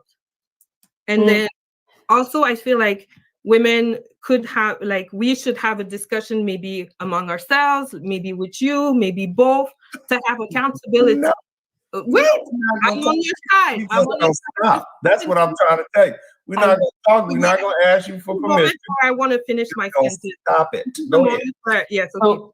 So yes, I think that's a real issue. Like the way that we got accustomed to these ways, and then sometimes we take for granted and we just expect it. I think we need to be accountable for that. I think we need to talk about it, and I think it's fair. Where did it come from, though? Where did it come from? I don't know. Go ahead. I don't like it came from chivalry, which is my point in the first place. It came from chivalry. You got so used to being put up on the pedestal, but at least at that time you did something back in return. But see, now you want your cake and you want to eat it too. You still want us to do for you and use you. I mean, you still want us to do for you and use us, but you don't want to give back what women used to give back. That's my whole point. So we done had a whole circular argument. You to come right back to where we started. Let's just sparkle a little like context that when you say you're not speaking to me, right? You're speaking. No, you ain't had no relationship. Okay. The generalization. But you think everybody's equal. You looking for a man, you're gonna pay for his bills. I hope one of you young men pick this young lady. She gonna pay all the bills. Y'all gonna be equal. Change the tires on the car and change the oil. Well, I'm proud of you. We need more women like you who's willing to put that work in. It's not often that we find one like that. Yeah, because the generalization that that is spoken about does exist, like through the manosphere. But I agree that not everyone is like that. But I think this is one of the first things, and we're gonna wrap this up because again, I know Dennis, you're working tomorrow, so I don't want to. You've been kind enough to join us here. I don't want to keep you too long, but I think this is one of the things because in the beginning, when I started hearing those things, and I had a conversation with one of my girls recently, whenever I would hear a comment, I would think it was directly at me. But I would be like, I'm not like that. I'm not. But just the fact that we're not like that to some degrees, like there's certain things that I'll recognize myself and I'll be like, yeah, that's me. Okay, my bad. I do that and I'll have it. I'll admit to it. But when it's something that does not regard me, we don't have to take it personal. It's like, okay, some people do exist and do actually behave like that. That's what they're complaining about. But it doesn't mean that that person is you. Not all women are the same, but there is the generalization part. Just the same way when we say all men are dogs, we'll say that. And then the man will be like, no, I'm not a dog. You're like, bro, we're not talking about you. We're talking about the dogs. They do exist. Well, so, how can you say all men are dogs and then say we're not talking about you? If he's a man, that includes all, right? But it's the same generalization. Like this is a saying where people are generalizing while they're saying it. It is a generalization. Even the woman who's saying it, all men are dogs. Of course, she might not need her. She probably doesn't mean her best friend. She probably is not talking about her brother. She's completely disregarding the men who are not dogs, but it's a saying, right? And she'll say, oh, men are assholes, let's say. So, you know what I mean? Yeah. So I think sometimes we all take things personal because when there are generalizations, we see it as us, but it's not necessarily us. There are always going to be exceptions to the rule, but I think we do have to acknowledge the general aspect of it, the typical. No, I'm saying in French. That's what happens to us. We just switch back to French. Yeah, we have to acknowledge that there are some prototypes, so to speak, and those are the ones that we're addressing in order to create change, and they do need to be addressed. Those problems do exist, but at the same time, where it doesn't, like, we don't have to feel hurt about it. It just, oh, somebody's phone ringing. Somebody's calling me. Bye. That's her man. Bye. Thank you for joining us. That goddamn internet. Bring your ass over with some chicken. Okay. Bye. Bye, thank you for coming. No, I'll yeah. So, J Bones, do you have last words of support? I'm gonna close it off with Mr. Spurling. I'm gonna keep him on with me for a few more minutes. No, my mission is done. You know, I came with a purpose to back up. Yeah. I saw Uncle D from afar. He looked like he needed some help, so I came to play backup, man. Uncle D is a fighter. I don't think he would ever need help. He'll fight you in a studio. He'll fight you in a courtroom. the best of them always need some help some days. You know, Uncle D is a champion. Don't get me wrong. That's well. But you know, he's still the best of them. But we all need help sometimes. So the mission is done. You know, Uncle D did what he does. So you know, my mission is done. So it's time for me to get some eat. I tell these young brothers all the time, I want one of them to come up and take my place. You wouldn't? I want one of them to come up and take my place. Yeah, and I think that's true though. I think Uncle D is definitely grooming us to be, you know, the voice of the next generation. And the crazy part about it too is that, you know, a lot of us, if you go into his channel, he has a huge different demographic. His brother's from Kenya, his brother's from Nigeria.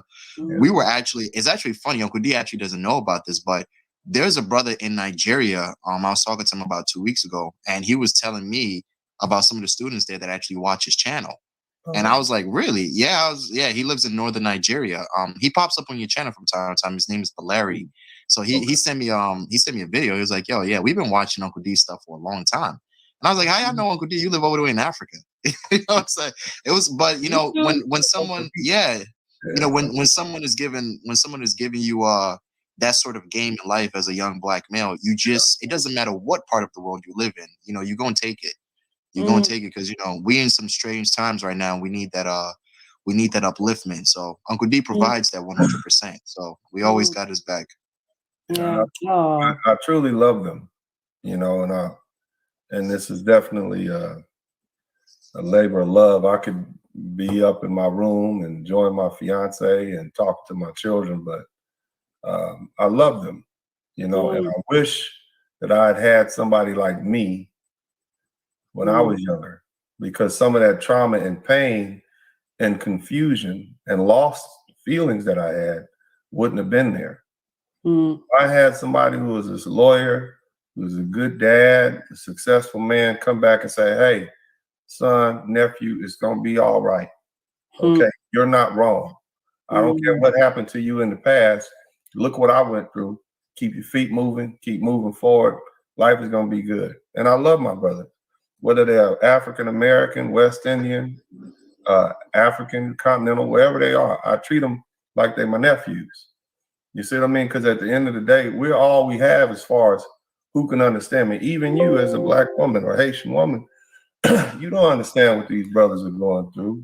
You don't have that burden. You don't know what it's like to have a degree from Notre Dame, sharing and subscribing, and the police pull up right behind you, and they treat you just like to the channel. And also hit that little notification bell in the corner so that you'll get notice of each and every one of our live feeds.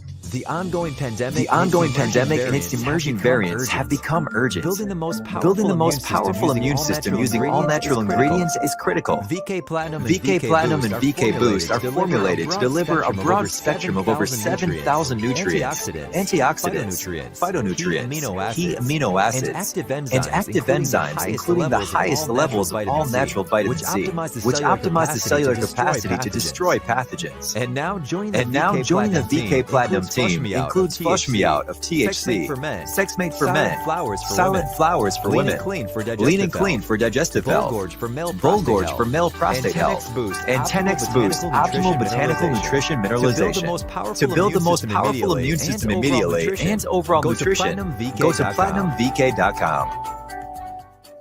Thank you everybody for your contributions. I appreciate it. Let's keep it going. Donate to the Super Chat. Donate to the PayPal. Donate to the Cash App. It's your contributions and your donations that are cause for this platform to grow. Let our voice be the voice, the preeminent voice of Black. Pull guns out on you. You don't know what that constant threat is like. I do. And so what I teach these young brothers is that, man, they love themselves, raise their standards for themselves and everybody around them. This world belongs to them. That's what I teach them, but at the end of the day, I'm 47 and I'm getting older.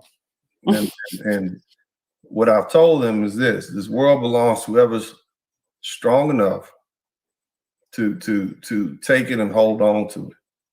And so in order to be a strong man, you got to pass through a strong man. So what I'm providing for a lot of these young men is that strong man. So I invite them in to fuss at me and talk crazy to me and argue with me because it makes them stronger. If you can deal with me, ain't nobody ain't no woman, no white supremacist, or anybody that can stand up to you because I got smoke for you. And they know I do it out of love, but it's a training ground every day teaching Black men how to speak up for themselves, how to defend themselves. I bring charts and different sort of governmental studies to show them just how wonderful they are, both in real life and on paper. And Jay Bones will tell you, I compliment the brothers all the time, tell them how wonderful they are and how they're some of the best men on this planet. And they need to hear that because for their whole lives, they've been told they're nothing. And they're nobody. They Black, or their hair is nappy. They ain't gonna be nothing. They low lives. And so I do my best to try to breathe life into these dry bones in the valley, so to speak. So I appreciate you, Jay Bones. Thank you so much, brother. I appreciate you more, Uncle D. I appreciate you more. Even we're from different diasporas, and I remember one time, we were watching. A lot of us been watching Uncle D for a long time. And I remember one day Uncle D was like, "Yeah, his father's actually from the Caribbean." I was like, "Wait, he's more like us too." I never even noticed that. So it was like that. That bond became a little bit much more stronger. But it's we didn't have that. Like we didn't have that. A lot of that when we was growing up. So it's in some sort of a ways you're looking at somebody on the screen, but you're writing down those type of experience and how to actually move in life, how to actually navigate yourself as a Black male, And you have to write that down and walk with it every morning. You got to practice it. You got to practice it because you're walking into, once you walk outside these doors, especially with this being a black male, is no telling what you're facing. There's no telling what you're facing at all. Like I was born in Ghana, but I grew up here, and I'd always heard about the traumas and basically the difficulties that our brothers and sisters face here in America. But we heard about it, but we never truly saw it. So when I first got here, and I was going up in the school, when I finally got to college, I was going to Notre Dame, and one of the brothers even told me, he was like, yeah, Indiana is the birthplace of the Ku Klux Klan. And I was like, really? So I started looking around, and I kind of noticed the energy. I noticed the energy, the way that people treated. It's a very strange world that we live in. So any bit of help from some of the big brothers that actually kind of can guide us, you got to take it. You got to take it, and you got to be able to understand that, hey, this is not a joke. This is very serious. We are in the trenches. We're definitely in the trenches, and it's always game time. So as always, Uncle D, man, much appreciate to you, man. And I would say one of the biggest things, and I'll leave it there. I've never really got a chance to actually talk to Uncle D like this, because he's usually, it's like a bunch of, it's like 20, 30 different, when his channel is open, there's a bunch of people trying to bum rush in and talk to him at once. So yeah, I'm at that age, I'm 29 now, and hopefully, I'm one thing that I really appreciate about Uncle D, he shows a lot on his page about his two sons, and every time he shows about he shows that a lot, and I'm like, damn, I maybe one day, I'm kind of scared about this whole marriage, and this, I can't lie, I'll be getting kind of nervous. Like I see Uncle D smiling a lot, but I'm like, damn, that's a lot of responsibility though. Like, is it tomorrow? Is it today? When do I start? When do I get married? So we kind of watching him, and we kind of vicariously living through him. We're trying to see, which way we're gonna navigate this thing. But that's the best part. I appreciate it when Uncle D's showing the pictures of his two sons. Because his son's at wrestling practice, when he's taking them to the Dominican Republic, when he's taking them on vacation. They dressing up as cowboys. I'm like, damn, this is it. Like, this is the future for us right here. So family. Yeah, man. It's So Uncle D, I always appreciate you, man. God bless you, big bro.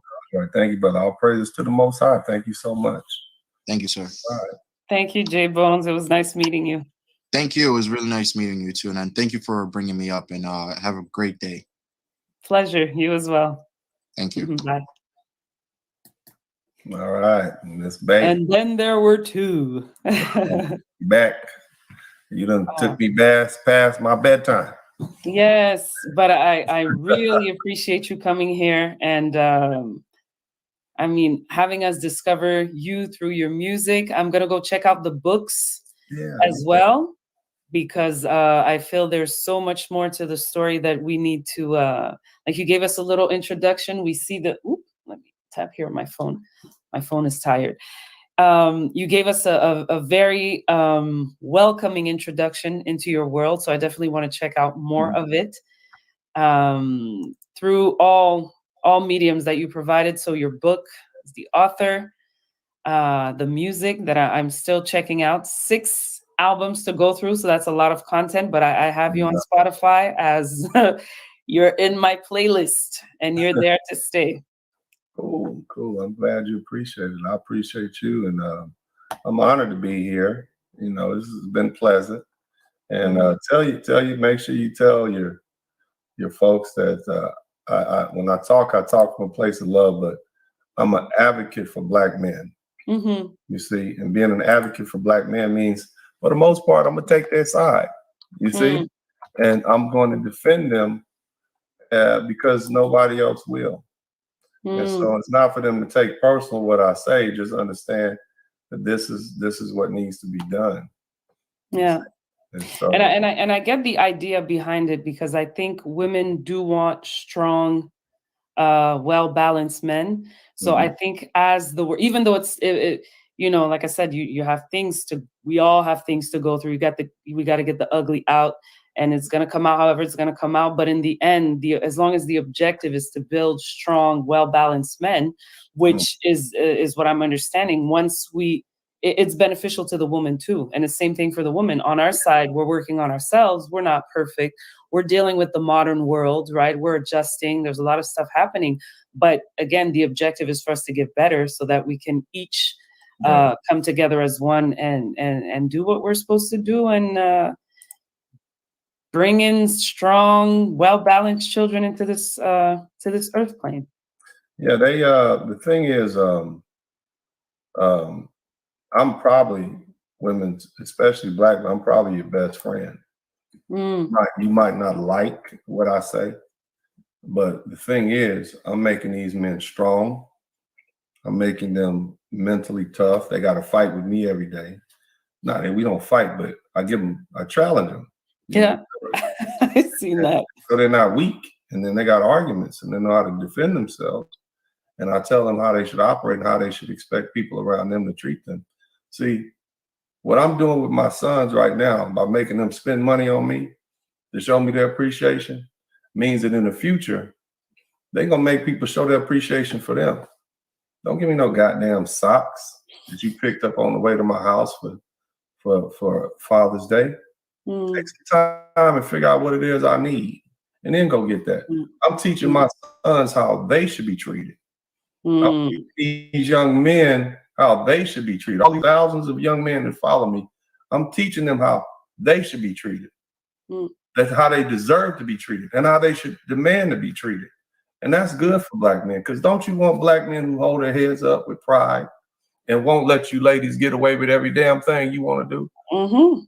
Don't you want a man who provides some structure to you and every now and then tells you no when you know you've gone too far? You want that.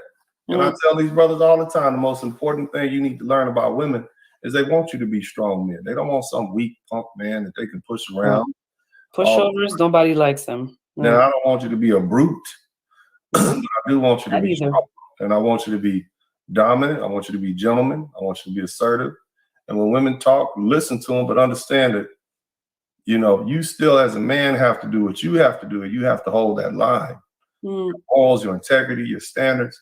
That's important. If a woman knows that she can make you bend over backwards and move away from what you find morally upright, then she won't respect you. And when there's no respect, there can't be a relationship.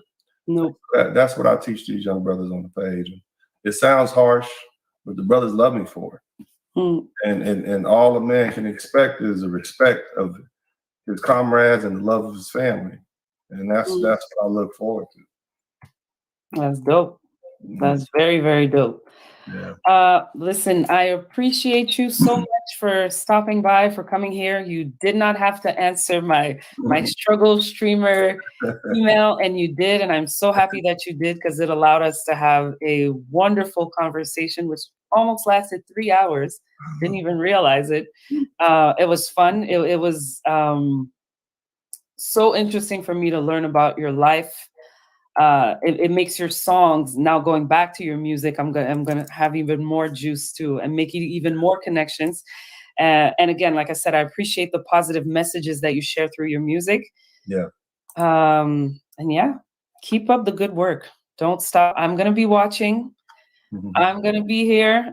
You are more than welcome to stop by at any time. Okay. You know that you're family now, so all right. I'll be like that Nigerian girl. But I'll pay for hanging out, man. Shit. Yeah. BB cockblock. Uncle D. He wouldn't let me talk to no white girls when I was by myself. I'm like, B, let me have one of them white girls. She's like, All right. She was rooting for us. She was. She waited. She finally, once she met my fiance, she said, all right, that's cool. You can have her. Approved. No, your fiance is beautiful, by the way. So that's and it's Mr. Samuels. You got hooked up through his Facebook. Yeah, goddamn Kevin, man, I ain't want no wife, man. I was cool. I told you I was moving to the Dominican Republic. Gonna have me a fine, big booty Haitian woman cooking food for me, some fine Dominican woman, maybe two of them. But you know, I ended up joining Mr. Samuels' group about 6 months after he invited me in. And then I met this beautiful young woman who is intelligent and well educated, and at this point on her way to law school. And you know, she provides me peace. There you go. You know, and I, you know, one thing that a man who's had a life filled with conflict wants is peace, and that's what she provides me. So, and some good food. She cooks very good, and that did it. See, I told her, I said, you need to write a book on how to bag a baller, because she did I good. like that. Bag of baller. All right. Oh, that's amazing. Listen, God bless your union. Yeah. Keep up the good work, and I will definitely be seeing you on these YouTube streets. All right, then. Thank you so much. It's been great being here. Pleasure. Bye-bye.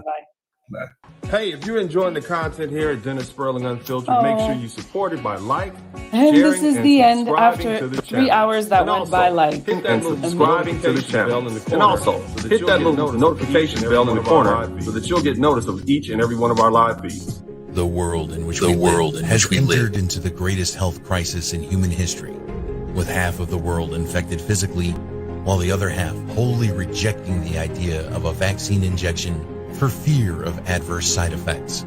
An unfortunate side effect of this human health crisis is the economic impact from the closings of entire nations' economies. This act alone has utterly changed the course of human behavior.